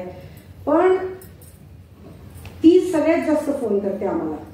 तिला सकाळ संध्याकाळ फोन करावा असं वाटतं, तिला सारखं आईशी बोलावं असं वाटतं, कारण ती तिथे एकटी आहे, तिचा नवरा तिथे एकटा आहे. आणि काहीही झालं तरी शेअर करायला मैत्रिणी किती दिवस मैत्रिणी, अखंड त्या मुली एकत्र असतात भारतीय, पण फॅमिली म्हणून तिथे नाहीये. आणि मी त्यांना म्हणते की तुमच्याच आम्ही सुद्धा आता स्वयंपाक विभाग ह्याच्यापासून तर मी फारच दूर झालेली आहे. मी खूप वर्ष झालं, मला आवडतं करायला, पण मला वेळ पण मिळत नाही आणि मी त्या भानगडीत अलीकडे पडत नाही. कधीतरी मजा म्हणून करते, पण त्यांना हे सगळं करायलाच लागतं. नाही तर मग त्यांना टीन उघडायला पाहिजे, त्यांना खाल्लं पाहिजे, मग तब्येतीच्या तक्रारी सुरू होतात. आणि आपल्या इथं हे जे पैसे देऊन आपल्याला जे सहकारी मिळतात ना घरात काम करणारे, मला असं वाटतं की माझ्यासारख्या काम करणाऱ्यांची सगळ्यात श्रीमंती काय तर हे कामाला येणारे आपले सहकारी. म्हणजे तुमच्यापैकी प्रत्येकाने प्रामाणिकपणे सांगावं की एखादा शब्द आपण आपल्या नवऱ्याला, आपल्या मुलाला पटकन बोलू, पण जी आपल्याकडे येते तिला बोलताना आपण किती वेळा विचार करतो. ही जर म्हणाली की उद्या मी येणार नाही, तर आजपासून आपलं नुसतं किंवा 4 दिवस मी गावाला जाते, तर आपली काय परिस्थिती होते. तेव्हा हे सगळ्यांना ही परिस्थिती बदलत आहे आणि ह्याचा सगळ्याचा आपण निश्चितपणे विचार केला पाहिजे. मी ना अनेक विद्यापीठांमध्ये आता हल्ली भाषण द्यायला जाते. ग्रामीण भागामध्ये खूप लोक बोलवतात, त्याच्यामुळे त्या मुली येतात आणि त्या म्हणतात की तुम्ही असं केलं, तुम्ही कसं केलं. मग हे कसं करायचं. आम्ही बघतो ना, अंबानी आहे, टाटा आहे, ती आमची उद्योजक आहे, तंगिरी बक्षीस मिळालं, पण आम्ही जायचं कसं तिथे. मग त्यांनी खर्च प्रवास केला, पण मी घरात आहे आता, मी करू काय पुढे, मला कोण दिशा दाखवणार. मी त्यांना एवढंच सांगते की तुम्हाला एकदम काही तिथं जाता येणारच नाहीये. तुम्हाला आता जर पैसे असतील तुमच्याकडे, तुमच्या आवडीचं क्षेत्र निवडा, तुम्ही काहीतरी काम सुरू करा. एकटीला जमणार नसेल 4 मुली मिळून सुरू करा. अगदी काही नाही तरी आता नोकरी तरी सुरू करा, काहीतरी करा. नुसतंच तुम्ही विचार करत हे नको मला, ते नको मला. हल्लीच्या मुलांचं काय झालं, 1 किंवा 2 मुलं, त्यांना खूप चॉईस आहे आणि मला हे करायचं नाही म्हणजे ते निवांत घरात बसतात. तुम्ही बघा आजूबाजूला अशी किती मुलं. जोपर्यंत मला माझ्या आवडीचं क्षेत्र मिळत नाही तोपर्यंत मी काही करणार नाही. तिथे मी थोडीशी अस्वस्थ होते. आता आपण 4 गोष्टी घेऊया. आता मनीषा काही गेल्या राजकारण. मला राजकारणात यायचं, पण मी कसं येऊ, मी काय करू. पण नुसतं म्हणण्यात काही अर्थ नाही. मी जर असा विचार केला की मला आता या महाराष्ट्राचं चीफ मिनिस्टर बनायचंय, सगळे हसतील ना मला आजूबाजूच्या, ही काय चीफ मिनिस्टर, हिला माहिती पण नाही राजकारणातलं आणि टोळी काय बनणार. पण मग ती व्यक्ती आजूबाजूच्या लोकांशी चांगलं वागायला लागते, 4 कामं करायला लागते, समाजामध्ये जायला लागते, वावरायला लागते, भाषणं करायला लागते. मग कुठेतरी नगरसेविका होईल, मग कुठेतरी अध्यक्ष होईल, नगराध्यक्ष होईल, मग कदाचित तिला आमदारकीची संधी मिळेल. ते काहीच तुम्ही ठरवलं नाही तर तुम्ही नाही राजकारणात जाऊ शकत. आणि सगळ्यात महत्वाचं स्त्रीच्या बाबतीत मला असं वाटतं, जे आमच्या काळात होतं, जे मधल्या काळात होतं आणि जे आजही आहे, स्त्रीने सगळ्यात मोठं पथ्य काय पाळलं पाहिजे असं मला वाटतं काम करताना. पहिली गोष्ट म्हणजे मानसिकरित्या ती अत्यंत सक्षम असली पाहिजे, अतिशय स्ट्रॉंग असली पाहिजे. याला कारणं 2-3 आहेत. एक तर तिला फॅमिली काही करून फॅमिलीची काळजी तिला घेता आली पाहिजे, काहीतरी तिने ती व्यवस्था केली पाहिजे. भारतामध्ये आपल्याला आपले आई वडील आणि आपले सासू सासरे हे दोघेही आपल्या बरोबर आहेत. अलीकडचा काळ असा आहे की प्रत्येकाला आपले सासू सासरे पाहिजे, आई वडील पाहिजे. मधला काळ सगळा गेलेला आहे आणि अतिशय त्यांची गरज आता निर्माण झालेली आहे. त्याशिवाय आत्ता तुम्ही शेअर मार्केटमध्ये पाहिलं की काल का परवाची बातमी, 18 लाखाचं नुकसान झालं, एका मुलाने आत्महत्या केली तालुका लेवलच्या एका मुलाने. आता शेअर मार्केट म्हणजे आमच्या काळामध्ये 1985 जेव्हा माझी मुलगी शेअर मार्केटमध्ये उतरली होती, मी तिला इतकी रागवायची की काय ते जुगार आणि कसलं ते तुम्ही शेअर मार्केटमध्ये जाता होतं, जे आम्ही आज स्वतः करायला लागलो. करोनाच्या काळात तर मी तेवढंच करत होतो. पण हे करताना कसं होतं माहिती का, आमच्या पिढीला जसे तोटे आहेत तसे काही फायदे आहेत. आम्ही जसे एकीकडे पुढे खूप पुढचा विचार करतो, खूप नवीन शिकतो, तसं आमचं एक म्हणणं आम्हाला कॉन्झर्वेटिव्ह, म्हणजे आम्हाला ते थोडंसं बांधून ठेवतं. तर मी काय केलं, आता मी आयुष्यभर कमवतच आहे, त्याच्यामुळे मग मी काही पैसा शेअर मार्केटमध्ये टाकला, म्युच्युअल फंडात टाकला, इकडे टाकला, तिकडे टाकला. माझा नवरा वैद्यकीय क्षेत्रात आहे, डॉक्टर, आणि त्यांनी मी असं ठरवलं की त्यांनी मला सगळं FD मध्येच ठेवायचं बँकेत. सगळ्यांनी मला मूर्खात काढलं कालपर्यंत, एक 10 दिवसापर्यंत. किती जुना विचार करता, इकडे एवढे पैसे मिळतात, शेअर मार्केटमध्ये चांगलं कमावतेस, म्युच्युअल फंडात कमावतेस, आणि काय 5%, आता तर 8%चं 7% झाला, का आम्ही सिनियर सिटीजन झालो म्हणून पुन्हा 7.5% आलं. मी म्हणायचे असू दे ना, आपल्याला थोडीच त्या पैशावर आपल्याला काही आपलं पोट भरतंय. आता सगळे म्हणतात बरं झालं तू तुझं 50% तिथं ठेवले, काहीतरी वाढतंय, हे सगळं आमचं गेलं ना, डुबलं ना आमचं. हे डुबणार नाहीये, याला काहीतरी मार्ग निघेल नक्की. पण हा जो मुलगा आहे ना 18 लाख रुपये लॉस झालेला, ह्याचा लॉस का झाला? पहिली गोष्ट काय होतं माहितीये का, की कुठल्याही व्यवसाय करताना जो रिस्की असतो, रिस्क तर सगळीकडेच असते, पण शेअर मार्केटसारखा व्यवसाय करताना मी नेहमी सगळ्यांना सांगते की बाबा कुठेतरी तुमचा पाया भक्कम करा आधी. किमान पोटाला आपल्या काहीतरी मिळेल, 10,000, 20,000, 25,000, 1 लाख, 2 लाख, जी काय तुमची गरज आहे ती भागेल असं काहीतरी आणखी एक उद्योग करा ना. पूर्ण तुम्ही सगळं जर त्याच्यामध्ये झोपून दिलं आणि मग आज काय झालं, ट्रम्प येणार आपल्याला माहित नाही, आपल्या लोकल परिस्थिती काय आपल्याला माहित नाही, राज्यात काय होईल आपल्याला माहित नाही, कोणाचं सरकार येईल, कोण काय निर्णय घेईल. हे फक्त शेअरचं नाही, कुठलाही उद्योग असेल तरी हीच परिस्थिती आहे. त्याच्यामुळे तुमच्या उद्योगामध्ये तुम्हाला कितीही पॉझिटिव्ह विचार करा, सकारात्मक वागा, सगळं खरं आहे, पण कुठेतरी एक धोका सुद्धा असू शकतो, ही जाणीव कुठेतरी असली पाहिजे. आणि त्याचं आपल्याला पूर्ण त्याची बांधणी करता आली पाहिजे. आर्थिक बांधणी ही अतिशय महत्वाची. तुम्ही पूर्वापार श्रीमंत आहात तरी ह्याचा तो विषयच येत नाही. दुसरी महत्वाची गोष्ट, आता इथे पागे यांचं मी नाव ऐकलं, जगत शहांसारखा माणूस इथे आहे, मनीषा कायंदे वकील होत्या. तुमचा बिझनेस करताना सगळ्यात महत्वाची गोष्ट काय तर अत्यंत उत्तम चार्टर्ड अकाउंटंट आणि चीफ कंपनी सेक्रेटरी तुमचा असला पाहिजे. ही नंतरची गोष्ट आहे तुमच्या कंपन्या मोठ्या झाल्यावर. पण तुमचा सीए, माझा सीए असा आहे ना की मला साधी इलेक्ट्रिकल स्कूटर घ्यायची असली तर मला त्या सीएची परवानगी लागते. तो मला म्हणतो मला विचारल्याशिवाय काही करायचं नाही, आणि समजा करायचं असेल तर मग काही गडबड झाली तर माझ्याकडे यायचं नाही. त्याच्यामुळे आपला सीए असा नेमायचा की जो तुम्हाला, बाकी सगळ्यांना तुम्ही करू शकाल पण सीएला तुम्ही कधी चालू दे रे असं म्हणायचं नाही. मग तिथे ना आपल्या बिझनेसची घडी इतकी व्यवस्थित राहते की मग आपल्याला ह्या बाकीच्या भानगडी काहीच बाकीच्या गोष्टी करायला लागत नाही. ते ती योग्य ती काळजी घेतात पहिली गोष्ट. आणि सगळ्यात महत्वाचं की आपलं स्पेशलायझेशन कशात आहे तेवढंच आपण बघावं. बाकीच्या सगळ्या गोष्टी अगदी व्यवस्थितपणे सगळ्यांना आपण सोपवून द्याव्या. त्याच्यामध्ये ट्रस्ट अतिशय महत्वाचा असतो. कारण मला जे आवडतं आणि चांगलं येतं कदाचित माझी पार्टनर असेल, माझ्याकडे काम करणारी मुलगी असेल, तिला कदाचित येत नसेल. मी मगाशी जे राजकारणाचं सांगत होते, स्त्रीला काम आपल्याला अतिशय मेंटली स्ट्रॉंग राहायला लागतं. माझ्या काळातली मी एक गोष्ट सांगते. आम्ही सकाळसारख्या वर्तमानपत्रामध्ये मी हेड करत होते ते वर्तमानपत्र, आणि बऱ्याच गोष्टी होत्या ना, मासिकं होती, अनेक गोष्टी होत्या. त्या काळामध्ये आम्ही ते अर्थसंकल्पावर, म्हणजे जेव्हा शेअर मार्केटचं कोणाला बंधन होतं तेव्हा आम्ही गावागावात जाऊन आर्थिक विषयावर भाषणं देण्याचं सुरू केलेलं होतं. आमच्या एका मासिकाचे संपादक होते, त्यांची बायको आर्मीमध्ये होती, मेडिकल ऑफिसर होती. त्याच्यामुळे ती असायची महाराष्ट्राच्या बाहेर. त्यांना एक मुलगी होती. अतिशय माझ्या जवळचे ते संपादक, अतिशय उत्तम माणूस, व्यासंगी माणूस, अभ्यासू माणूस. त्यांच्याबरोबर माझी एक सहकारी जी माझ्या गावची होती, ती अतिशय हुशार, ती उपसंपादक होती. आता ते एकाच मॅगझिनचं असं सतत दोघं जण एकत्र असायचे अख्ख्या वर्तमान. आणि मी स्वतः तर सकाळी हेड करत होते, तेव्हा मी जनरल मॅनेजर होते, डायरेक्टर होते. अखंड त्या दोघांबद्दल बोलणं, या दोघांचं काहीतरी आहे, अफेअरच आहे, दोघं सतत एकत्रित जातात, ती त्याला सोडते, तो तिला सोडतो, तो त्याच्या आयुष्यात अतिशय खुश, ती तिच्या आयुष्यात खुश. तिचा नवरा अतिशय उत्तम पत्रकार, तिला एक मुलगा, त्याला एक मुलगी, आणि सगळं छान. आणि ते त्यांना, आणि मी तिला विचारायची, म्हणजे मी थोडी कधी कधी अस्वस्थ व्हायची, मी लोकांना बोलायची माझ्या कानावर आलं तर. मग मी तिला एके दिवशी म्हटलं की अगं नाव घेत नाही येतं तिचं, पण मी तिला म्हटलं की तू एवढी शांत कशी असतेस, डिस्टर्ब कशी होते. कारण मला असं वाटायचं मी तिच्या मागे असते तर कदाचित मी त्या संपादकांबरोबर जास्त बसणं उठणं टाळलं असतं का, मी मग गाडीतनं जाणंच बंद केलं असतं का, इतकं ऐकलं. ती म्हणजे असं झटकून टाकते, म्हणजे मी असल्या गोष्टींना लक्ष देत नाही. म्हणजे मला माहिती आहे, कारण माझ्या नवऱ्याला माहिती आहे ना मी कोण आहे आणि काय आहे. मला तेव्हा तिचं फार कौतुक वाटायचं, कारण तो काळ वेगळा होता आणि ती डटून तिचं सगळं व्यवस्थित चालायचं. आणि घरी आम्ही तिला बघायचो, इतकं त्या दोघांना प्रेम. त्याची बायको नेहमी पुण्यात येणार, तो मुलीला सांभाळत होता संपादक, पण त्याची बायको येणार. तेव्हा ही गोष्ट की आपल्या इथं सगळ्यात सोपी स्त्रीच्या बाबतीत असते. राजकारणात स्त्री गेली, पुढे जायला लागली, ती जरा अशीच आहे असं म्हणलं आणि तिचे पाय ओढले की ती जर ती मनाने स्ट्रॉंग असेल तर ती घाबरते, आणि बाकीच्यांना मला लगेच संधी मिळते ना पुढे जायची. तुम्हाला मागे खेचायच्या गोष्टी आहेत. एखादी स्त्री ऑफिसमध्ये अतिशय हुशार असल्याने तिला प्रमोशन मिळायला लागले की म्हणायचं अरे काहीतरी करते वाटतं, ही बॉस बरोबर काही भांगड नाही आहे ना हिची, ती काहीतरी बॉसची चपलूसी. आता ती जर खूप चांगलं काम करत असेल तर ती सारखी बॉस तिला बोलवणारच ना. आपल्याला जो उत्तम सहकारी असतो त्याला सारखं हात बोलवायला लागतं, मग ते असं काहीतरी बोलायचं. तुम्ही ऍक्ट्रेस बघता, चांगली उत्तम काम करणारी एखादी अभिनेत्री असेल, तिचं खूप चांगली दिसायला असेल आणि एकदम पुढे आली की आपण अनेक लोक काय म्हणतात, काहीतरी भानगड दिसते, हिलाच कशी काय रोल मिळतात.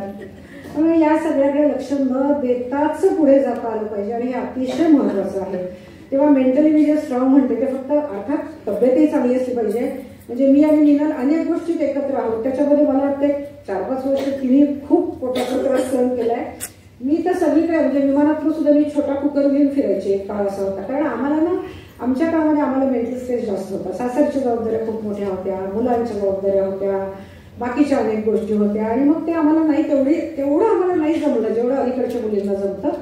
त्याच्यामुळे मग ते सगळं स्ट्रेस तो सगळा पोटावर येतो, सगळा स्ट्रेस शेवटी पोटावर येतो तुमच्या आणि मग ते पोटाचे त्रास सुरू होतात. मग मी एवढं सगळं घेऊन सगळीकडे जायची, हे पंचपक्वान्न असायची, पण माझी ती मुगाची खिचडी, न चुकता तूप आणि मुगाची खिचडी एवढंच मला कित्येक दिवस जायचं. आणि मग त्याच्यातून नंतर मी बाहेर कशी आले तर मला त्या मेडिटेशनचं महत्त्व कळलं, मला त्या योगासनांचं महत्त्व जास्त कळलं, नुसतं चालून काही उपयोग नाही हे कळलं, मेंटली फिजिकली कितीच आपण ताकदवान राहणं महत्वाचं हे कळलं. मग त्याच्यासाठी वेळ द्यायला लागायला लागला. मला पहिल्यापासून वेळेचं कधी म्हणजे मी नेहमी म्हणते की आय पे फॉर टाइम, बाकी सगळं आहे माझ्याकडे पण वेळ नाही आहे माझ्याकडे आणि त्या वेळेची किंमत मला कायमची म्हणजे त्याच्यामुळे मला वेळ फार महत्वाचा आहे. मग आम्ही काय केलं, डॉक्टर बानू कोळेजीसारखी एक व्यक्ती जिला पद्मविभूषण मिळालं होतं त्या माझ्या मेंटर, म्हणजे त्यांनीच मला पहिल्यांदा वर्तमानपत्रात क्षेत्र दाखवलं. तेव्हा त्यांनी मला सांगितलं होतं की तू, तेव्हा मी लहान होते, तुला 2 लहान मुली आहेत, तुझा नवरा डॉक्टर आहे, तो तर काय तुला घरात मदत करणार नाही. तेव्हा एक लक्षात घ्यायचं की आपल्याला बाकीच्या सगळ्यांकडे 24 तास आहे, तुझ्याकडे कमीत कमी 30 ते 35 तास असले पाहिजे स्त्री म्हणून काम करताना आणि फॅमिलीकडे अजिबात दुर्लक्ष करायचं नाही. मी म्हणले 30 ते 35 तास 24 तासात कसे काढायचे, काही नाही म्हणाल्या. गाडीत बसल्यावर बाकी तुझे सगळे पुरुष सहकारी आहेत ते निवांत झोपतील, गाणी ऐकतील, फोनवर फारतर बोलतील, तू गाडीमध्ये मिटिंग्स घ्यायला सुरुवात कर. तुला पण तू आता वरच्या पदावर पोहोचलेली आहेस, तू 4 लोकांना बरोबर घेत जा, तिथून तिथं जाताना तुझ्या 4 मिटिंग संपवत जा, तू तुझी घरची कामं करत जा, तू घरातलं काही असेल ते सांगत जा, एकात आणि हे स्त्रियांनाच जमतं. एका वेळेस 4 गोष्टी करायचं हे स्त्रियांनाच जमतं. एक अतिशय सुंदर पुस्तक मी वाचलं, मला आता नाव आठवत नाहीये, पण त्याच्यामध्ये एक फार चांगली गोष्ट त्यांनी सांगितलेली आहे की हे पूर्वापार का चालत आलं की स्त्रियांना सगळं जमतं आणि पुरुषांना एकच गोष्ट एका वेळेस. बघा तुम्ही, माझ्या नवऱ्याला जर मी काय करत असेल म्हणलं ते जरा करा, माझं हे होऊ दे, पूर्ण होऊ दे. आपलं कसं नाही, आपण मुलांना बघतो, हे करतो ते करतो, फोन घेतो, फोडण्यात टाकतो, काय वाटते ते आपण एका वेळेस करू शकतो, इस्त्री करू शकतो, काहीही करू शकतो. कारण ह्याचं कारण मी एका पुस्तकात वाचलं होतं की पूर्वी काय असायचं की शिकार करायची असायची ना, म्हणजे सकाळी काय उठल्यानंतर पुरुष आणि स्त्री, तर पुरुषांनी सकाळी उठायचं, जे काही बायकोनी दिलं असेल शिजवलं असेल ते खायचं, तिथून सरळ ती कुऱ्हाड किंवा जे काय असेल ते घेऊन सरळ जंगलात जायचं, तोडायचे झाड काय असेल ते, किंवा शिकार असेल तर शिकार करायची, ती सुद्धा अगदी व्यवस्थित कॉन्सन्ट्रेटेड एफर्ट्स, तेवढं एकच करायचं. तिथून संध्याकाळी घरी यायचं, ती शिकार असेल तर शिकार टाकायची, लाकडं असतील तर लाकडं टाकायची, तिथे बसायचं आणि बायकोने जे दिलं ते खाऊन झोपायचं. त्याची बायको काय करायची, ही जे काय घर असेल, जंगलात राहत असेल, झोपडी असेल, तिने सकाळी उठायचं, त्या नवऱ्याचं काम करायचं, त्या मुलांना सांभाळायचं, त्या जंगली वातावरणापासून त्या मुलांचं रक्षण करायचं, त्यांचं सगळं बघायचं, घर चालवायचं. एका वेळेस ती अनेक गोष्टी करायची. त्यांनी असं सांगितलं हेच सगळं पूर्वापार पुढे चालत आलं की पुरुषाला फोकस लागतं, एकच काम आधी पहिलं व्यवस्थित त्याला करायला लागतं आणि बायका अनेक गोष्टी एका वेळेस करू शकतात. तेव्हा ही स्ट्रेंथ चांगल्या ठिकाणी वापरणं हे अतिशय महत्वाचं आहे असं मला वाटतं. आणि मेंटल स्ट्रेंथबरोबर अर्थातच फिजिकल स्ट्रेंथ सुद्धा तेवढीच महत्वाची आहे. पण हे सगळे शारीरिक आणि मानसिकरित्या तुम्ही सक्षम नसाल ना तर कितीही तुमची इच्छाशक्ती असू दे काही उपयोग होत नाही. अक्षरशः अलीकडे तर ह्या 4 वर्षामध्ये माझे अनेक सहकारी 50व्या वर्षी, 55व्या वर्षी, 56व्या वर्षी बघता गेले.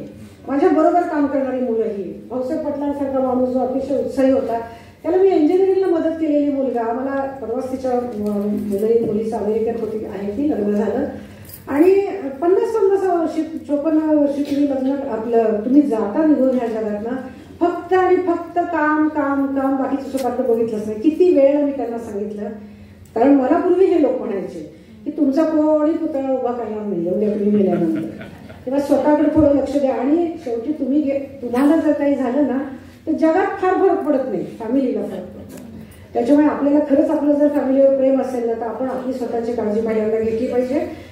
उद्योग करताना हे अतिशय महत्त्वाचं आहे. आणखी एक महत्त्वाची गोष्ट म्हणजे आत्ताच्या या कॉम्पिटिशनमध्ये मग मी मजा म्हणून कोल्हापूरमध्ये मी सकाळमध्ये असताना माझं एक आयुष्यातलं स्वप्न होतं की हॉटेल करायचं, माझं आयुष्यातलं स्वप्न होतं की शेती करायची. ते सगळं मी भागून घेतली आहे सध्या. मी एक फार्म हाऊस केले, तिथं जाऊन राहते खूप छान. मी एक छोटंसं कॉफी शॉप केलं. मग कोल्हापूरसारख्या ठिकाणी सगळ्या घाडगे देशमुख म्हणजे सगळ्यांना बाहेर काढलं होतं. फक्त बायकांनी त्या हॉटेलमध्ये चालवायच्या, बायकाच चालवायच्या. फक्त असलं काही मी फंडे त्या काळामध्ये राबवायची. पण तुम्हाला मी सांगते त्यावेळेस सुद्धा एक माझ्या बरोबरचीच एक अतिशय चांगली व्यक्ती, चांगलं हॉटेल चालवलेली आणि खूप लवकर आणि चांगल्या पद्धतीने ती पुढे आली. एका दिवशी त्याच्या इथं त्याच्या प्लेटमध्ये झुरळ निघालं, पाहिजे मोठं झुरळ निघालं. त्याच्या लगेच मोठा गवगावा झाला आणि नंतर चौकशी केल्यानंतर समजलं की त्याच्याच कॉम्पिटिटरनी कोणाला तरी पाठवून ते केलं. तेव्हा अलीकडे तर तुम्हाला माहिती आहे खेळाडूंच्या बाबतीत हे होतं, IT सेक्टरमध्ये हे खूप मोठ्या प्रमाणात होतं. ते कॉम्पिटिशनमध्ये ना असुरी आनंद निर्माण झालेले लोक खूप आहेत. पूर्वीच्या काळी कसं असायचं आपल्याला शेअरिंग इज केअरिंग बिलिंग असं शिकवायचे. अलीकडे शेअरिंगचं प्रमाण कमी झालं. 1 आणि 2 मुलांच्या ह्याच्यात. हा या मुलांचा दोष नाही आहे, हा या आपला पण दोष नाही आहे. आपण अखंड कामात असतो, मुलं घरी असतात, आपल्याला ते सगळं फॅमिली वगैरे धरून ठेवणं आणि त्या मुलांवर चांगले संस्कार कसे होतील ते बघणं हे अतिशय गरजेचं आहे. त्याचबरोबर या सगळ्या गोष्टींची शक्यता तपासून अतिशय ट्रस्टवर्दी माणसं आपल्याबरोबर राहणं महत्वाचं आहे. माझ्या ऑफिसमध्ये मी काय केलंय, अतिशय इंटेलेक्च्युअल लेवलची माणसं पण मी ठेवतेच, कारण ते आपल्यापेक्षा जास्त चांगले आयडियाज सुद्धा देऊ शकतात एक वेगळ्या. पण 2 माणसं अशी असली पाहिजेत की त्यांना भले काही काम फार करता नको येऊ देत, प्रामाणिक असली पाहिजे. त्यांची आपली वेवलेंथ कधीच जुळत नाही बरं का. म्हणजे मी जर त्यांच्याशी बोलायला गेलं ना तर मला ते त्रास व्हायला लागतो, कारण त्यांना आपण काय सांगतोय लवकर समजत नाही. पण प्रामाणिकपणे ऑफिस म्हणजे एक गोष्ट ते इकडे हलवू देत नाही, कुणालाही बदमाशी करू देत नाही आणि जे काय आपण ठरवून दिलेलं आहे तेवढं ते फक्त चांगलंच बघतात. 10 चांगली माणसं घेऊन एकदा फटक्यात 1 कोटीचं नुकसान होण्यापेक्षा 2 आपले 5-50 हजार रुपये घेऊन अशी माणसं एखाद्या दुसऱ्याचा चांगला विश्वास ठेवला ना त्याचा आयुष्य उपयोग होतो. तो अतिशय चांगल्या पद्धतीने आपल्याला मदत करतो.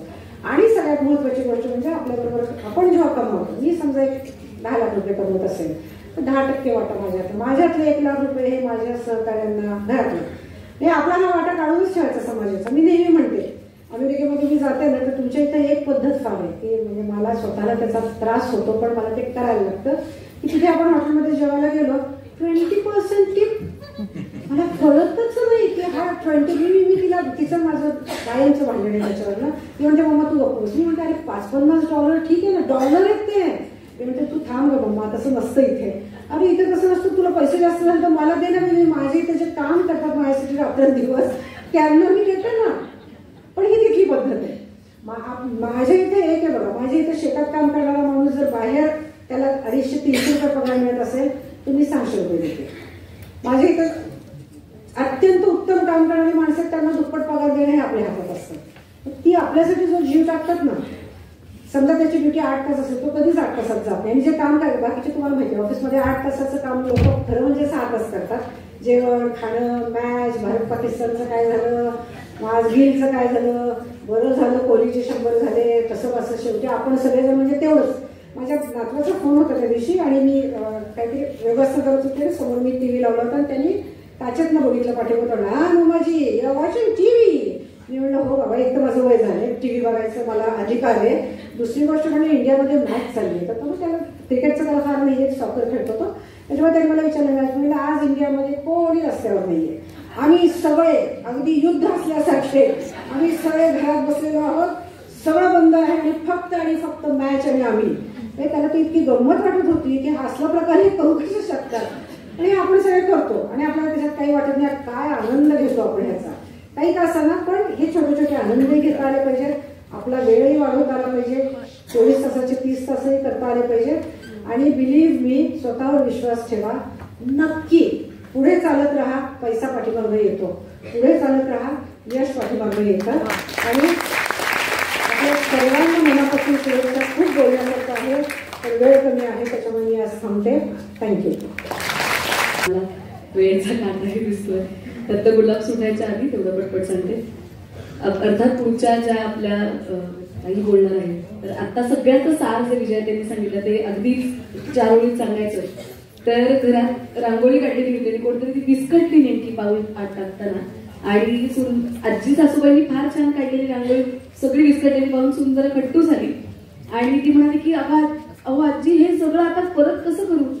त्यावर त्यांचं वाक्य फार छान होतं की आजी त्या नागसूनेला म्हणाली, काळजी करू नकोस बाळा, विस्कटलेल्या रांगोळीला सगळं एकत्र कर बरं, त्याचा जो रंग येईल तो तुला परत कधी मिळणार नाही, त्याने नवी नक्षी काढ, उंबर छान मला असं वाटतं की हाच धागा धरला तर आपल्या आयुष्याचं काय किंवा उद्योगाचं काय चित्र उत्तम होतच. नक्कीच. आणि रांगोळी रेखाटताना ती चिमटीत धरून काढलेली रांगोळी असेल किंवा आपल्या कर्तृत्वाच्या विविध रंगरेषांनी रांगोळी जी रेखाटलेली असेल तिचे ठिपके कसे जोडायचे आणि ती नक्षी कशी रंगवायची हे ज्यांना नेमकं माहिती आहे त्याच आपल्या पुढच्या वक्त्या doctor Vaijayanti Pandit. Jamnalal Bajaj management institute कडून महिला उद्योजकता विषयात त्यांनी डॉक्टरेट प्राप्त केलेली आहे. जमनालाल बजाज मॅनेजमेंट इन्स्टिट्यूट आणि वेलिंगकर मॅनेजमेंट इन्स्टिट्यूट इथे व्यवस्थापन विषयक अध्यापन आणि सल्लागार म्हणून सुद्धा त्या काम करत होत्या. इंडियन मर्चंट चेंबरची महिला शाखा स्थापन करण्यात त्यांनी पुढाकार घेतलेला होता. Federation of Indian chamber of commerce and इंडस्ट्रीच्या माजी संचालक. उद्योग क्षेत्रातल्या संस्थांचा समाजासाठी फायदा व्हावा यासाठी अनेक सामाजिक संस्थांना CSR मिळवून देण्याचं काम त्या अजूनही मोठ्या जोमाने करतायत आणि हे सगळं करत असताना स्वतः त्या एक उत्तम चित्रकार सुद्धा आहेत आणि तितक्याच उत्तम लेखिका सुद्धा आहेत. मी डॉक्टर वैजयंती पंडित यांना विनंती करते त्यांनी आपलं मनोगत व्यक्त करावं.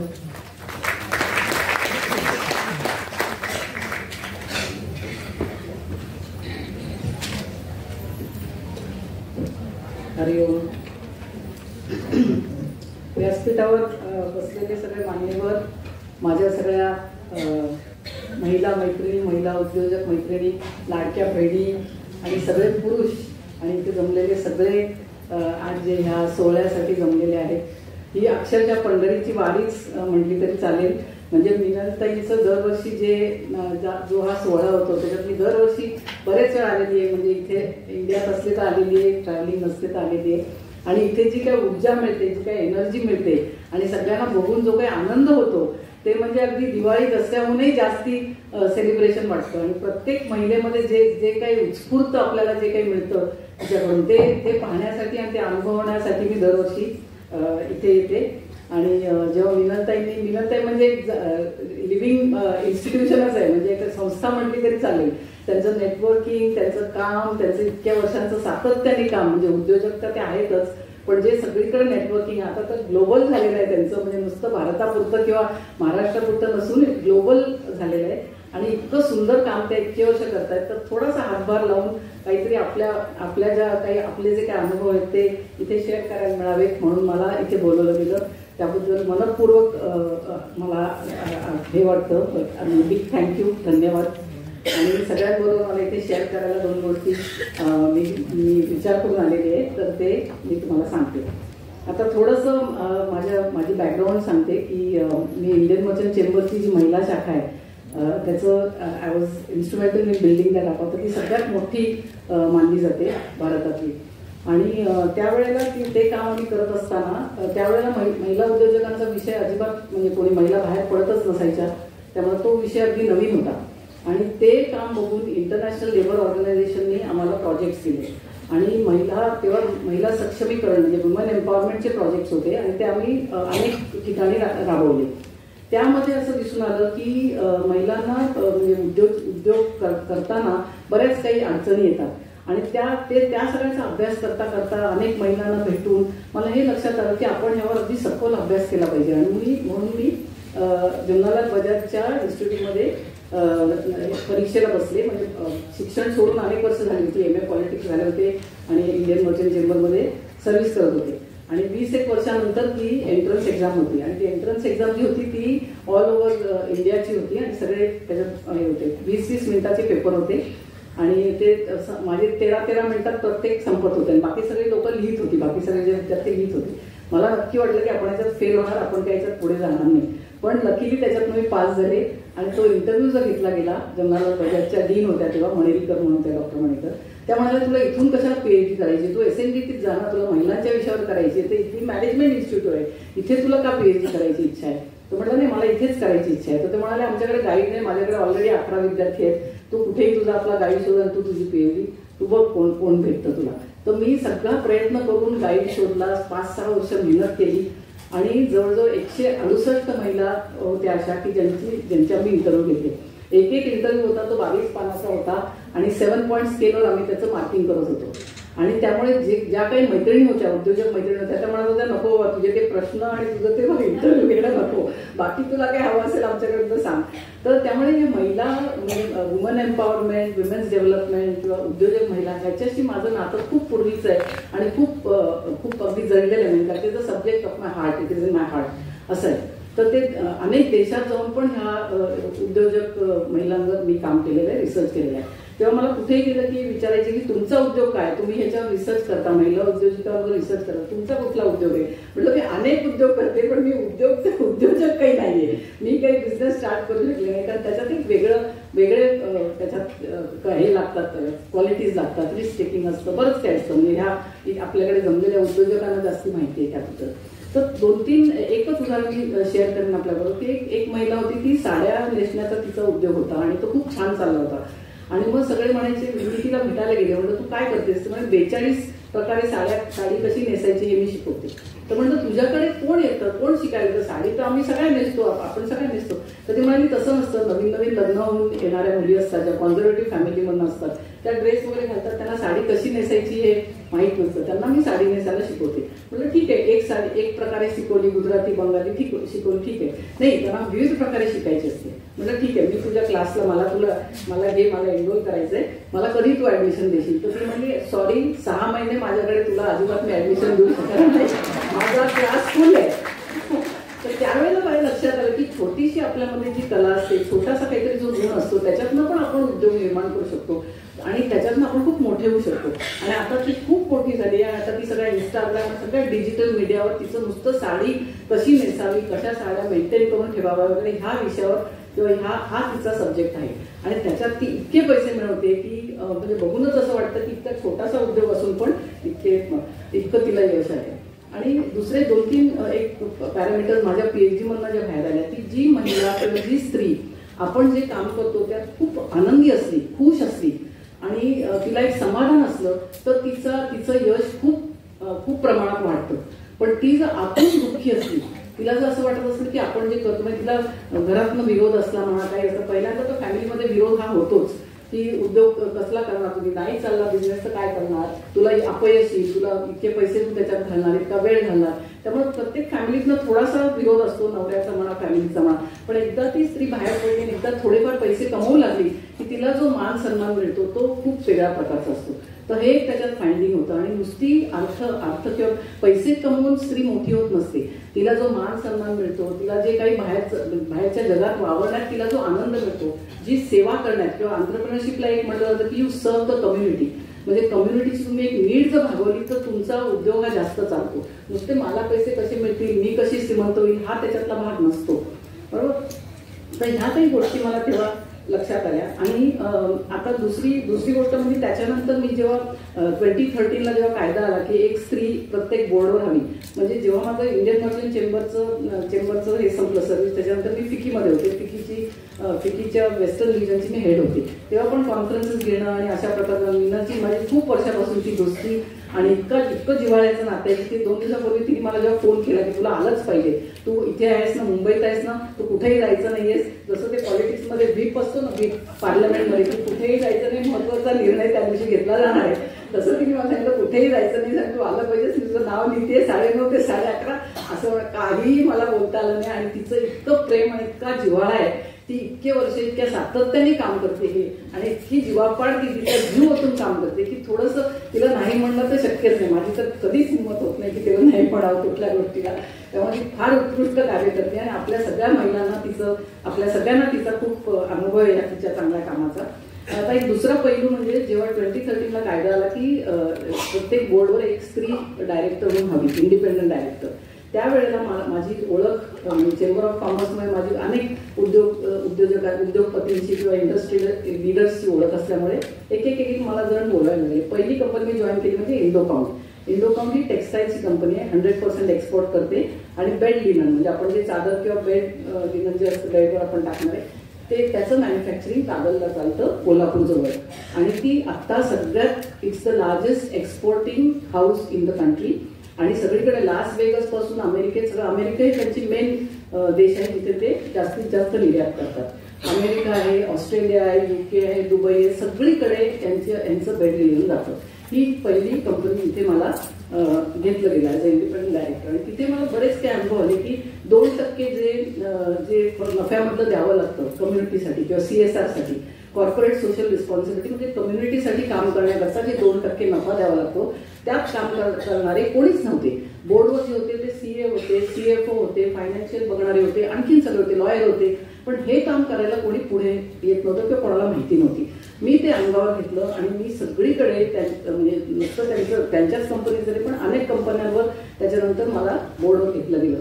आणि आम्ही कोल्हापूरजवळ इतकं काम केलं, म्हणजे वोखाडच्या मदतीने काम केलं, एज्युकेशनमध्ये, हेल्थमध्ये. आम्ही एक व्हॅन चालवत होतो आणि विलेजेसमध्ये प्रत्येक घेऊन, म्हणजे हेल्थवर तर खूपच काम केलं. ती व्हॅन जाऊन म्हणजे एक फिरता दवाखाना असल्यासारखी ती व्हॅन होती. आणि जवळजवळ 27,000 मुलांना फायदा होईल असं आम्ही शिक्षणात काम केलं.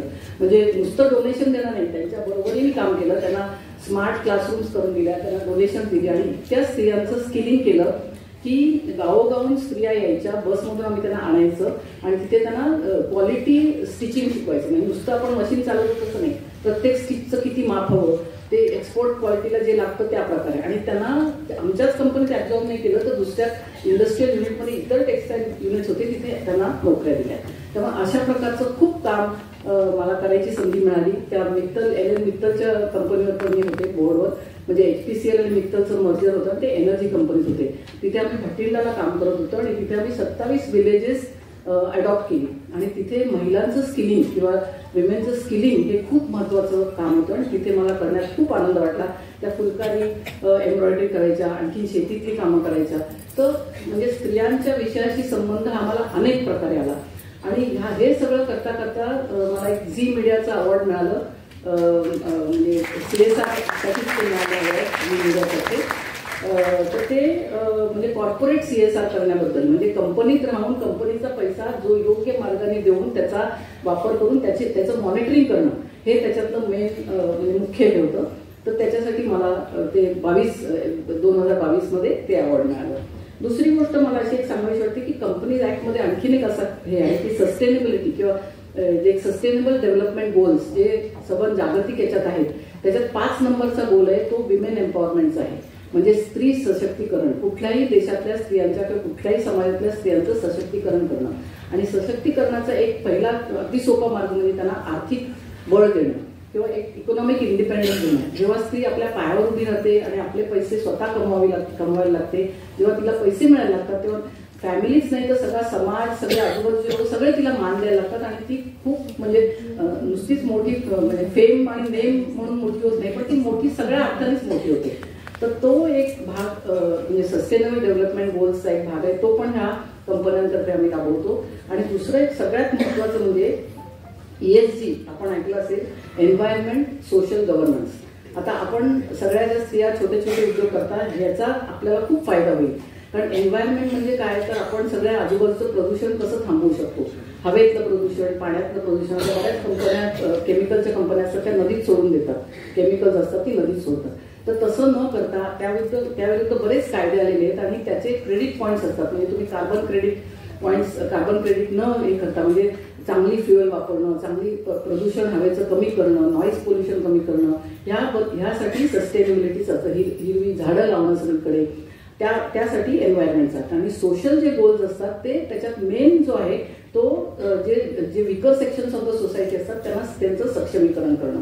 आणि त्यात महिलांचा खूप मोठा भाग आहे. आणि आम्ही खूप स्किलिंगचे बरेच काही उद्योग महिलांसाठी करतो. आणि तुम्ही ज्या उद्योजक आहात त्या हळूहळू जेव्हा मोठ्या व्हाल किंवा मोठे तुमचे उद्योग होतील तेव्हा तुम्हाला ह्याची रिपोर्टिंग करावी लागेल. म्हणजे भारतातल्या ज्या 1000 सगळ्यात मोठ्या कंपन्या आहेत त्यांना हे कंपल्सरी आहे. म्हणजे रेग्युलेटर्स आपले जे आहेत किंवा मिनिस्ट्री ऑफ कॉर्पोरेट अफेअर्सचं एक लॉच आहे की पहिल्या 1000 कंपन्यांनी ह्याचं रिपोर्टिंग करायचं, एव्हरी इयर रिपोर्टिंग करायचं की आम्ही सस्टेनेबिलिटीसाठी काय केलं, आम्ही महिलांना स्किलिंग करण्यासाठी आम्ही काय केलं, ह्याचं रिपोर्टिंग करायचं. आणि ज्या परदेशी कंपन्या आहेत म्हणजे MNC कंपन्या आहेत, बाहेरच्या कंपन्यांची इथे ऑफिस किंवा आपली ऑफिस बाहेरच्या देशांमध्ये जे आहे त्यांना तर हे फार महत्वाचं आहे. कारण जेव्हा तुम्ही बँकेकडे लोन घ्यायला जाता तेव्हा बँक जर तुमचं सस्टेनेबिलिटी क्रेडिट पॉईंट चांगले असतील तर बँका तुम्हाला कमी व्याजात लोन देतात. हे फार महत्वाचं आहे. त्यामुळे तुमचे पैसे वाचतात. जेव्हा तुम्ही गुंतवणूक करत असता म्हणजे कॅपिटल एक्सपेंडिचर जेव्हा मोठ्या कंपन्या खूप प्रमाणात करतात, क्रोर्स ऑफ रुपीजमध्ये करतात, तेव्हा याचा खूप फायदा होतो. म्हणजे तुम्हाला स्वस्त दरात जर लोन मिळत असेल आणि तुमच्या कंपनीला ते मिळत असेल तर कंपनीचा नुसता फायदा हा CSR मुळे नाही होत. नुसता CSR किंवा कम्युनिटीचं आणि बायकांचं किंवा स्त्रियांचं सक्षमीकरण करण्याकरता होत नाही, पण तुम्हाला त्याचा आर्थिक फायदा पण मिळतो. म्हणजे फायनान्शियल गेन मिळतो कंपन्यांना. हे त्यातलं फार महत्वाचं आहे. आणि सगळ्या स्त्रिया तुम्ही जे करताय ते खूप महत्वाचं आहे. फॅमिली आणि तुमच्या सगळ्यांचा तुम्हाला सपोर्ट आहे, गव्हर्नमेंटचा सपोर्ट आहे. आता आपण बघतो त्या लखपती महिला ज्या आता 1.25 करोड आहेत त्याच्यात 3 करोड करायचं गव्हर्नमेंटचं उद्दिष्ट आहे. तर अशा प्रकारे सरकारचं आपल्याला प्रोत्साहन आहे, आपल्याला बँकांचं प्रोत्साहन आहे, आपल्याला फॅमिलीकडून आणि आपल्या आजूबाजूच्या लोकांकडून प्रोत्साहन आहे. आणि या मिनलताईंसारख्या ज्या काम करणाऱ्या आहेत आणि ज्या एकदम निस्पृहपणे सगळ्या महिला उद्योजकांना ज्या मदत करतायत, 10 ते 12 केव्हाही फोन करू शकता म्हणतात, म्हणजे हे किती मोठं कार्य करतायत. कारण त्यांना इतका अनुभव आहे आणि त्या तुम्हाला मुख्य म्हणजे तिचं नेटवर्किंग मिनलताईंचं एवढं छान आहे ज्या तुम्हाला नेटवर्कमध्ये मार्केटिंग तुमचं करून देतील, तुम्हाला हेल्प करू शकतील. आणि आत्ताच आपल्या आधीच्या स्पीकरने सांगितल्याप्रमाणे एक CA चांगला ठेवला, एक चार्टर्ड अकाउंटंट चांगला ठेवला वगैरे, तर अगदी उद्योग आपला स्मूथ आणि चांगला चालू शकेल. तर माझाही नंबर आणि नाव मिनलताईंकडे आहे आणि कोणालाही कधीही काही जर मदत लागली तर मला जरूर आपण कॉन्टॅक्ट करा. मी जी काय माझ्याकडून मदत होईल ती करीन. कारण हा विषय माझ्या अगदी म्हणजे मी म्हटलं तसं अगदी it's all in my heart. त्यामुळे मी अगदी नक्की आपल्याला जे काही माझ्याकडून मदत होईल ती करीन. आणि या कार्यक्रमाला मला बोलवल्याबद्दल धन्यवाद आणि मिनलताईंचं अगदी मनापासून अभिनंदन की हे कार्य इतके वर्ष त्यांनी चालू ठेवले. आणि सगळ्या महिला उद्योजकांना आणि सगळ्यांना माझ्यातर्फे खूप खूप शुभेच्छा. आणि एवढं बोलून मी आपलं भाषण करतो. जय हिंद, जय महाराष्ट्र. धन्यवाद. Thank you very much. उच्च स्तरावर जातात त्या सुद्धा बरीच वर्ष लघुउद्योगच करतात. म्हणजे माझं म्हणणं आपल्याला पटेल की माहिती नाही मला, पण मला वाटतं की अशीच परिस्थिती आहे. कारण वर्षानुवर्ष सरकार लघुउद्योगाची व्याख्या वाढवतंय आणि तुम्ही त्या मर्यादेत पोहोचतच नाही आहे. म्हणजे तिथे 1 कोटी तर 5 कोटी केले, 5 कोटी 50 कोटी केले, तुम्ही काय त्या स्तरावर जात नाही, तुमची गुंतवणूक त्या स्तरावर जाऊ शकत नाही. पण असं दिसतंय की सगळ्यांचे प्रश्न आज तागायत देखील न सुटलेले तसेच आहेत. कुठलाही सूक्ष्म उद्योग घ्या, लघु उद्योग घ्या, 4 गोष्टींची गरज असते उद्योग सुरू करायला. 1 जागा, 2 मनुष्यबळ, 3 त्यासाठी लागणारा फायनान्स आणि 4 त्याला लागणारी टेक्नॉलॉजी किंवा उद्योग कशाचा करावा. जागा कोणाकडे नसते. सूक्ष्मवाल्याकडे घर असतं, लघुवाल्याकडे काही दिवस घर असतं, पण आयची जागा मिळायचं मग भाड्याने घर घ्यावं लागतं. भाड्याने घर घेतलं की अडचणीची सुरुवात होते. धंद्यात तेवढा नफा नाही झाला तर भाडं भरता येत नाही. फायनान्स कोणीच देत नाही. अनेक परिषदात जावा, भाषणं ऐका, बँकेत जावा, बँकेच्या मॅनेजरची भाषणं ऐका, पैसा कोणी देत नाही. फार थोड्या नशीबवान बायका असतात की ज्याला त्यांच्या धंद्यासाठी बँकेचा फायनान्स मिळू शकतो. परंतु बँकामध्ये फरक आहे. मला तुम्ही कोऑपरेटिव्ह बँकेत जावा, तुम्हाला मी एका छोट्या कोऑपरेटिव्ह बँकेचा अध्यक्ष आहे, पण मी थोडं बँकेच्या विरुद्ध बोलतो आत्तापुरता. तुमच्या दृष्टीने मी विचार करतो. कुठलीही बँक तुम्हाला 100 प्रश्न विचारल्याशिवाय लोन द्यायचा विचारच करत नाही. अनेक फॉर्म भरायला होतात. तुमचे दागिने आहेत का, तुमचे LIC पॉलिसी आहेत का, तुमच्या नातेवाईकाचं घर आहे का, तुमचं घर काय येतो, सगळे प्रश्न विचारले जातात. लोन किती? 3 लाख रुपये. घर कितीचं असतं? मुंबईसारख्याचं घर असतं 50 लाखाचं, 1 कोटीचं. पण हे प्रश्न विचारले जातात. त्यांना त्यांची बंधन आहे, त्यांना त्यांची रिझर्व्ह बँकेची काही बंधन आहे. परंतु धंद्यासाठी पैसा हा मिळतच नाही. मिळालेल्या महिला आहे नशीबवान आहेत. अदरवाईज त्यांना नातेवाईक मैत्रिणी इकडचे तिकडचे पैसे गोळा करावे लागतात. सप्लायर क्रेडिट देत नाही. नवीन धंदा म्हणले तर कोणी उभा करत नाही, कोणी सप्लायर क्रेडिट देत नाही तुम्हाला. या सगळ्या प्रश्नातून सुटल्यातच समजा तुम्ही तर केलेल्या मालाची विक्री कुठे कुठे करायची हा प्रश्न उभा राहतो. मिनलताई या एक युनिक व्यक्ती आहेत की ते ह्या गोष्टीसाठी धडपडतात. किमान तुमचा माल विकला जाईल असे 2-4 एक्झिबिशन भरवतात, लोकांना मदत करतात, दिवस रात्र खपतात त्यासाठी. त्यामुळे तुमच्यापैकी अनेक महिलांना विक्रीची तरी मदत झाली असेल असं मला वाटतं. मग प्रश्न असायचा की ह्या 4 गोष्टी जर नसतील तर धंदा होणार कसा.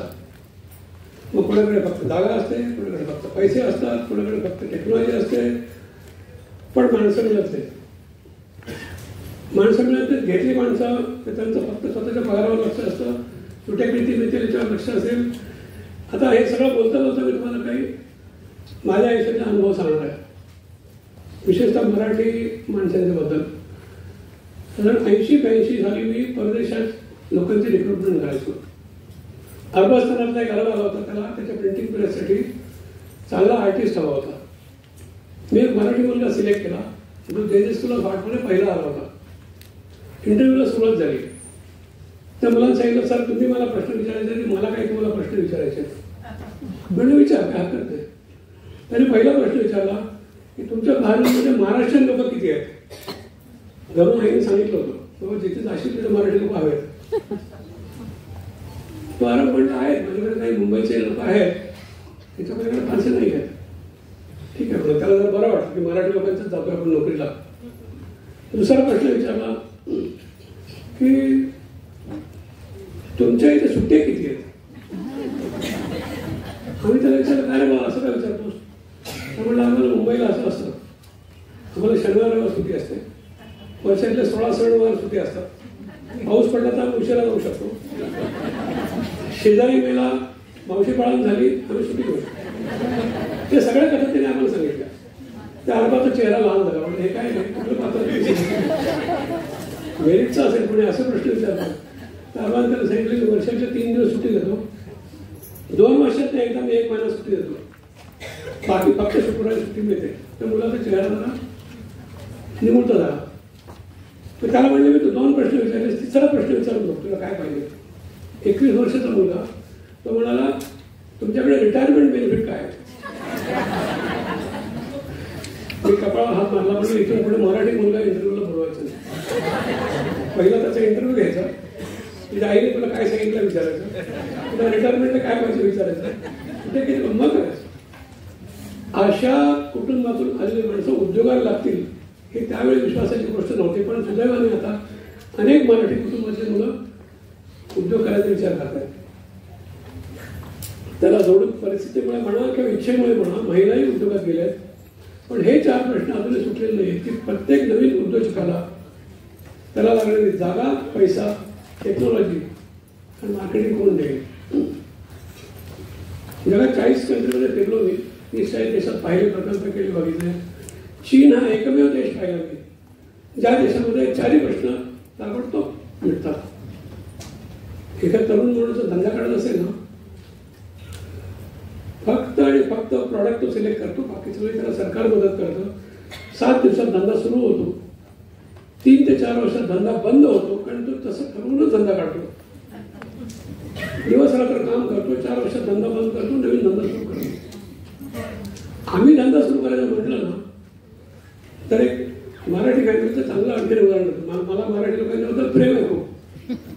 पण माझा मुलगा जर इंजिनियर झाला असेल ना, तो म्हणतो जर्मनीची चांगली टणटणीत मशिनरी मी इथे आणेल, म्हणजे 30 वर्ष टिकेल, 40 वर्ष टिकेल. आई वडील भाऊ काका सगळ्यांचे पैसे घेईल, MIDC मध्ये प्लॉट बुक करेल, इमारत बांधायला 2 वर्ष लागली तर हरकत नाही, पण चांगली इमारत बांधेल. धंदा केव्हा करेल काही सांगत नाही. सगळे कौतुकाने बोलतात. आजोबा सांगतात बघा मला नातू फॅक्टरी काढतोय MIDC मध्ये. केव्हा काढतोय? 1.5 वर्षाने. जे प्रॉडक्ट तो निवडतो ते प्रॉडक्ट तो धंदा काढीपर्यंत मार्केटमध्ये निघून गेलं असतं. आज महाराष्ट्राच्या 600 MIDC मध्ये 10,000 बंद पडलेले धंदे आहेत. 10,000 इंडस्ट्री बंद पडल्या आहेत. गेली 10 वर्ष सरकारच्या मागे ह्याचं काहीतरी करा.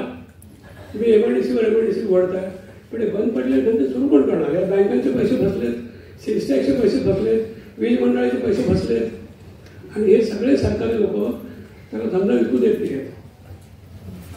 ते तिघेही सांगतात, सेल्स टॅक्स, वीज मंडळ आणि बँका, की आमच्या परवानगीशिवाय धंदा विकायचा नाही, आमचे पैसे भेटल्याशिवाय हात लावायचा नाही फॅक्टरीला. ती वस्तुस्थिती करायची आहे. बाकीच्या विषय आला मला असं वाटतं की लघु उद्योजकांनी हे 4 प्रश्न ते ॲड्रेस करावे. पण या व्यतिरिक्त एका गोष्टीची जाणीव तुम्ही महिलांना ठेवा. पुरुषांच्या पेक्षा महिलांची कपॅसिटी डबल इंजिन सारखी आहे. आता सरकार म्हणतात ना डबल इंजिन सरकार, तसं तुम्ही डबल इंजिन उद्योजक आहात. तुम्ही घरही सांभाळता, तुम्ही स्वतःच्या घराची पतही सांभाळता आणि धंदाही सांभाळता. परंतु मला असं वाटतं की एका 3-4 गोष्टीची काळजी आपण घ्यावी धंदा करताना. पहिली गोष्ट लक्षात ठेवा की तुमची मुलं वाढत आहेत, मुलांना टेक्नॉलॉजी चांगली येते, मुलांना इन्व्हॉल्व करा. दर 5 वर्षांनी जग बदलतंय. तुम्ही एका दृष्टीने धंदा सुरू कराल तर 5 वर्षांनी तुम्ही आउटडेटेड व्हाल. पण तुमची मुलं जी आहेत ती 25 वर्ष पुढे आहेत. आज तुम्हाला माहीत असेल नसेल मला माहिती नाही, पण कॉलेजची सर्व मुलं निबंध AI वरून लिहितात. कॉमर्सची सगळी मुलं. काही तुम्ही त्यांना निबंध लिहायला सांगा तर बिलकुल वेळ घालवत नाही. AI ला तो प्रश्न विचारतात, ते उत्तर येतं, थोडंफार मॉडिफाय करतात, सबमिट करतात. त्यांना अशा फालतू गोष्टी घालायला वेळ नाही. त्यांना काय पाहिजे त्यांना निश्चित माहिती आहे, काय करायचं माहिती आहे. तुम्ही त्यांना शिकवायला जाऊ नका, त्यांच्याकडून शिका. आपल्यातल्या प्रत्येक उद्योजकतेने आपल्या मुलाला आपल्या धंद्यामध्ये निदान टेक्नॉलॉजी गायडन्ससाठी तरी घ्या. ही मुलं तुमच्या फार पुढे आहेत. प्राध्यापकाचे बिलकुल परवा करत नाही. मी ते एक कॉलेज असं पाहिलं की त्या कॉलेजमध्ये प्राध्यापक मुलांना बोलवतो आणि सांगतो इंग्रजीमध्ये मला पेपर ड्राफ्ट करून दे. मान्यवर कॉलेज आहे महाराष्ट्रातलं, शासकीय मान्यवर कॉलेज आहे, पण वर्षानुवर्ष मुलं मास्टरला पेपर ड्राफ्ट करून देतात इंग्रजीमध्ये. तोच पेपर मुलांना घालतात, मुलांच्याकडे उत्तरं रेडी असतात, मुलं उत्तर लिहितात. आणि यातून मिळालेल्या डिग्रीतून कोणालाही रोजगार मिळत नाही, कोणालाही मिळत नाही. मला असं दाखवलं तुम्ही की आर्ट्स सायन्स कॉमर्स पैकी सायन्स आणि आर्ट्स अँड कॉमर्सच्या मुलांना ताबडतोब नोकरी मिळली आहे कुठे. इंजिनिअरिंग झालेली मुलं मॅनेजमेंट जातात. मग तुम्ही इंजिनिअरिंग करता कशाला? म्हणजे डिप्लोमा इंजिनिअरिंग करायचं, पुढे डिग्री इंजिनिअरिंग करायचं, त्याच्या पुढे मॅनेजमेंट करायचं.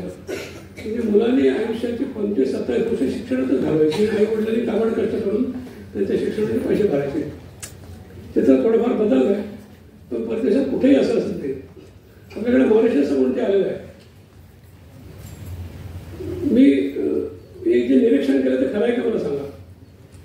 मी जेव्हा 25 वर्षापूर्वी मॉरिशसला गेलो होतो, मी प्रश्न विचारला मुलांना की तुमच्याकडे अनएम्प्लॉयमेंट किती येते. म्हणजे अनएम्प्लॉयमेंट माझी गोष्ट नाही आमच्याकडे, बेरोजगार माझी गोष्ट नाही. म्हणजे का प्रत्येक मूल 8वीपर्यंत 3 भाषा शिकतं. 8वी 9वी प्रमाणे शिकतं काय असेल कन्व्हेन्शन, पण 3 भाषा शिकतं. 8वी झालं की ते एका रिसॉर्टमध्ये नोकरी लागतं.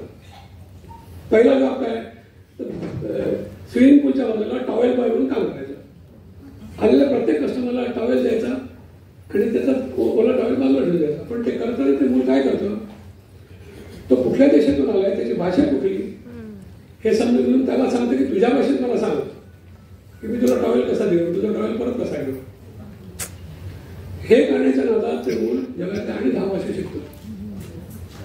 इकडे शाळा चालू आहे, 9वी 10वी काय असेल त्याला.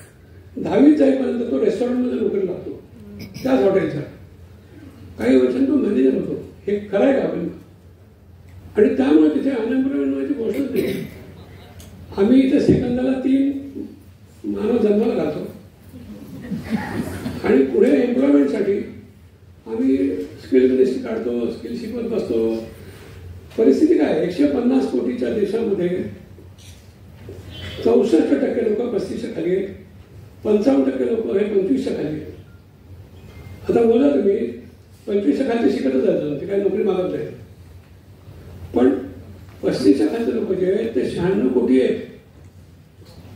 96 कोटी लोकांना तुम्हाला रोजगार द्यायचा आहे. शासन सांगतं ह्या वर्षी आम्ही 30 लाख लोकांना रोजगार दिला, या वर्षी आम्ही 5 कोटी लोकांना रोजगार दिला. 96 कोटी कुठे आहेत, 5 कोटी कुठे आहेत. आणि त्यांना रोजगार देईपर्यंत सेकंदाला 3 पडत आले लाईनमध्ये.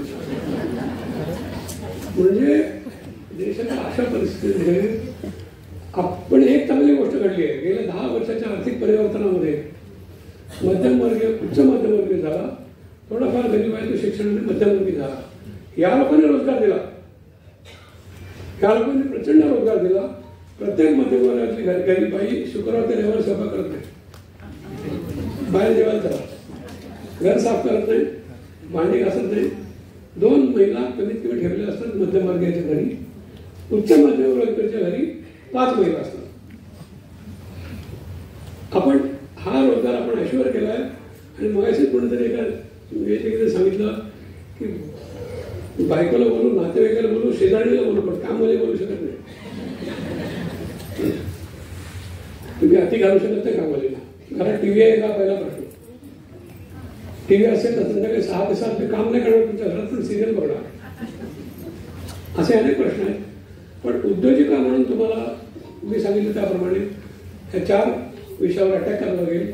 जागा, पैसा, कामगार आणि मार्केटिंग. आता प्रश्न असा आला की कामगारांची संख्या जरी वाढत असली तरी त्यांचा रोजगार कमी होत चालला, कारण टेक्नॉलॉजी हळूहळू त्यांना बदलत चालली. लघु उद्योगामध्ये देखील असंच होणार आहे आता की वेगवेगळ्या तंत्रज्ञान येतील ज्यामुळे तुम्हाला कामगार तेवढे लागणार नाहीत. पण हे तंत्रज्ञान शिकणार कोण? मी तुम्हाला एक माझं निवेदन संपण्यापूर्वी एक गोष्ट सांगतो. आपले जे पूर्व राष्ट्राध्यक्ष होते अब्दुल कलामजी, त्यांचं एक सुरेख वाक्य आहे. अग्निपंख नावाचं पुस्तक आहे, त्याने प्रस्तावना दिला त्यांनी. त्यांनी सांगितलं की आजच्या दिवसात जर एखाद्याला यशस्वी व्हायचं असेल तर त्याच्याकडे 4 गुण हवेत. पहिली गोष्ट, तुम्ही स्वतंत्र विचार करू शकला पाहिजे. तुम्ही इंडिपेंडंट असला पाहिजे विचाराने. पण नुसते इंडिपेंडंट असून चालणार नाही. तुम्ही बोल्ड असला पाहिजे. तुमचे विचार तुम्ही स्पष्टपणे मांडू शकला पाहिजे सगळ्यांच्या समोर. त्याची लाज वाटतं का म्हणजे तुम्हाला? 3, देशात येणाऱ्या सर्व तंत्रज्ञान तुम्हाला आली पाहिजे, नाहीतर समजली पाहिजे. आता हा प्रश्न लघु उद्योजकांना येईल की तंत्रज्ञान मला तर काय समजू शकणार नाही, पण माझ्या मुलांना येत असणार निश्चित. मुलांचा सहभाग घ्या. त्याच्या तंत्रज्ञानाच्या बाबतीत त्याचा उपयोग करा, तुम्ही मागे पडाल. 4था शब्द त्यांनी जो वापरलाय ना, त्याला त्यांनी म्हणलंय व्हायब्रन्सी. याचा अर्थ काय? समाजामध्ये घडलेली कुठलीही चांगली वाईट घटना तुमच्या हृदयात म्हटली पाहिजे. तुम्ही एकटे या जगात नाही आहे, तुमच्याबरोबर बाकीचे लोक आहेत. स्त्रियांमध्ये ही कॅपॅसिटी व्हायब्रन्सीची जास्त आहे. एक लघु उद्योजक म्हणून पुरुष धंदा चालवतो आणि स्त्री चालवतात, मूळ फरक तुम्हाला सांगतो की पुरुषाने धंदा चालवतो ना तर त्यांनी कमवलेले पैसे निश्चित घरी जातील. ते छान चौकीमध्ये, व्यसनामध्ये, दुसऱ्याला कर्ज देण्यामध्ये वाया जाऊ शकतात. तरी जन्मत असं कधी करणार नाही. आलेला पहिला पैसा स्त्री आपल्या मुलांचा खर्च करेल, मुलांच्या शिक्षणावर करेल, आरोग्यावर करेल, नवऱ्याच्या आरोग्यावर करेल. पण घराकडे लक्ष सगळ्यात जास्त देईल, बाहेर लक्ष नंतर देईल. तुम्ही आज काही म्हणलं तर तुम्ही ज्या उद्योजिका होता ना, तुम्ही एक तऱ्हेची लिडरशिप घेता. तुमच्या आसपासच्या समाजामध्ये तुम्ही लिडर होता.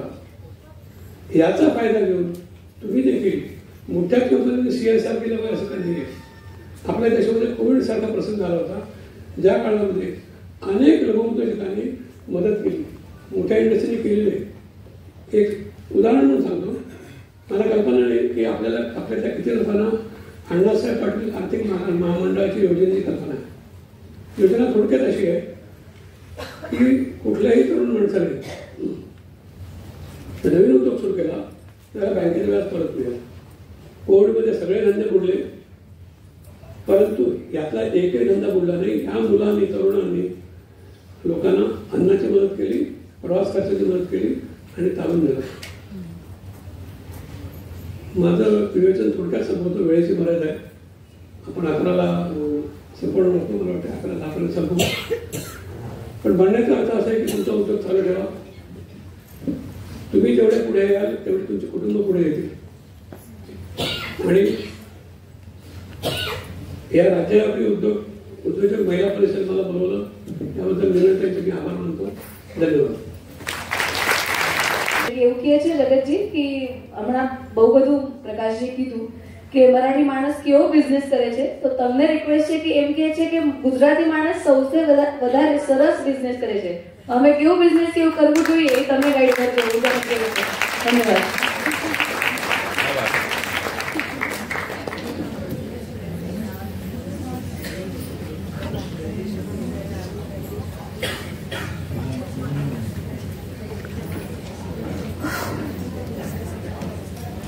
અનઘા ગુજરાતી સાંભળીને સારું લાગ્યું.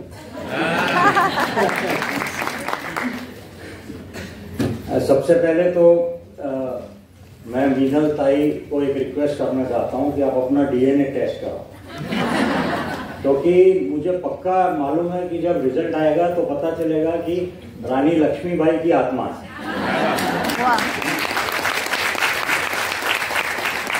जो योद्धा है, औद्योगिक योद्धा मैं बोलता हूँ, और मेरा सलाम आपको। मैं 10 मिनट लूंगा और पूरा दिन मैं यहाँ हूँ। जिसको भी मिलना है आप मुझे मिलिए। अमित भाई यहाँ हैं, थाईलैंड से, श्री रूपा है मॉरिशस से, ललित भाई अमेरिका से, सबको मिलिए। नेटवर्किंग जो है उसको बिजनेस बोलते हैं। Your network is your network. तो जितना ज्यादा आप लोग यहाँ आए हैं समय निकाल के रविवार को, तो मिलिए लोगों को। श्रीराम है यहाँ, बहुत बढ़िया प्रोफेशनल है, श्रीराम आए हैं, रिलायंस है। तो सबसे पहले मुझे बताइए कि आप में से कितने लोग उत्पादन करते हैं, मैन्युफैक्चरिंग? ठीक है, बहुत बढ़िया। कितने लोग ट्रेडिंग का काम करते हैं, ट्रेडिंग? और कितने सर्विस प्रोवाइडर हैं? ओके। और कितने लोग एक्सपोर्ट करते हैं? वो बहुत काफी है, वाह, बहुत प्रोत्साहित बात है। एक बात समझिए कि आज अंतरराष्ट्रीय व्यापार जो है, पूरे वर्ल्ड की जो जीडीपी है वो 112 ट्रिलियन है, और भारत की जीडीपी है 4 ट्रिलियन। तो मैं हमेशा उद्योगों से ये बोलता हूं कि आपका जो ग्रोथ है वो 4 ट्रिलियन डॉलर इंडियन इकोनॉमी में होगा या 108 ट्रिलियन डॉलर में होगा जो भारत के बाहर है। तो इकोनॉमिक्स और मैथमेटिक्स का कॉमन सेंस आंसर है, बाहर है।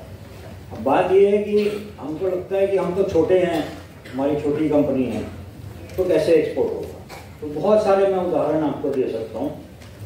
ऐसा कोई वो बात नहीं है। एक कामिला सिद्दीकी करके आप गूगल करिएगा, अफगानिस्तान में 19 साल की थी, घर में बैठ के सिलाई करती थी एक मशीन पे, और 10 साल के अंदर उसने 125 करोड़ का अफगानिस्तान जैसे देश में बिजनेस किया और मिनिस्टर ऑफ कॉमर्स बन गई अफगानिस्तान की।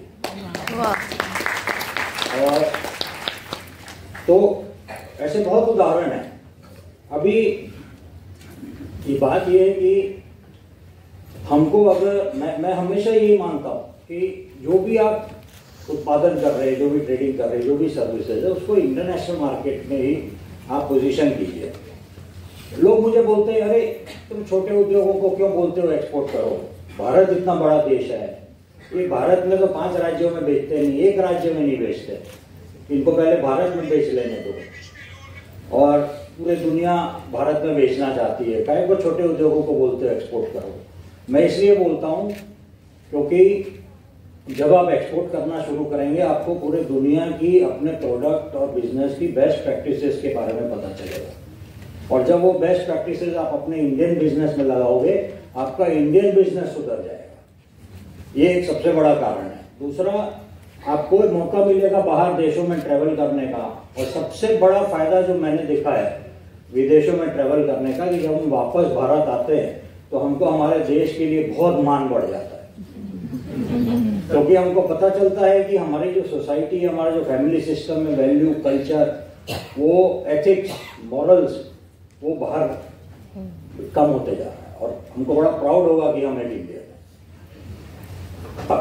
अब देखिए, एक्सपोर्ट में मैं हमेशा, मिनलता ही आपके पिछले प्रोग्राम में भी मैंने उदाहरण दिए थे, मैं तो सालों से दे रहा हूँ क्योंकि मेरे लिए वो बेंचमार्क है, और आज आपके लिए भी मैं ये बेंचमार्क सेट करता हूँ।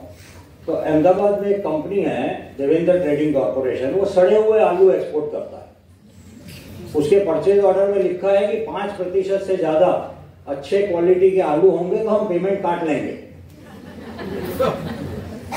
और वो सैपिक कॉर्पोरेशन है, सऊदी अरेबिया की कंपनी, वो इंपोर्ट करती है और उसमें से जूस एक्सट्रैक्ट करती है, स्टार्च। और उन्होंने एक पतली सी ब्रिक बनाई है केमिकल ट्रीटमेंट करके, जो पेटेंटेड है, और वो एयरलाइंस को बेचते हैं ब्रिक।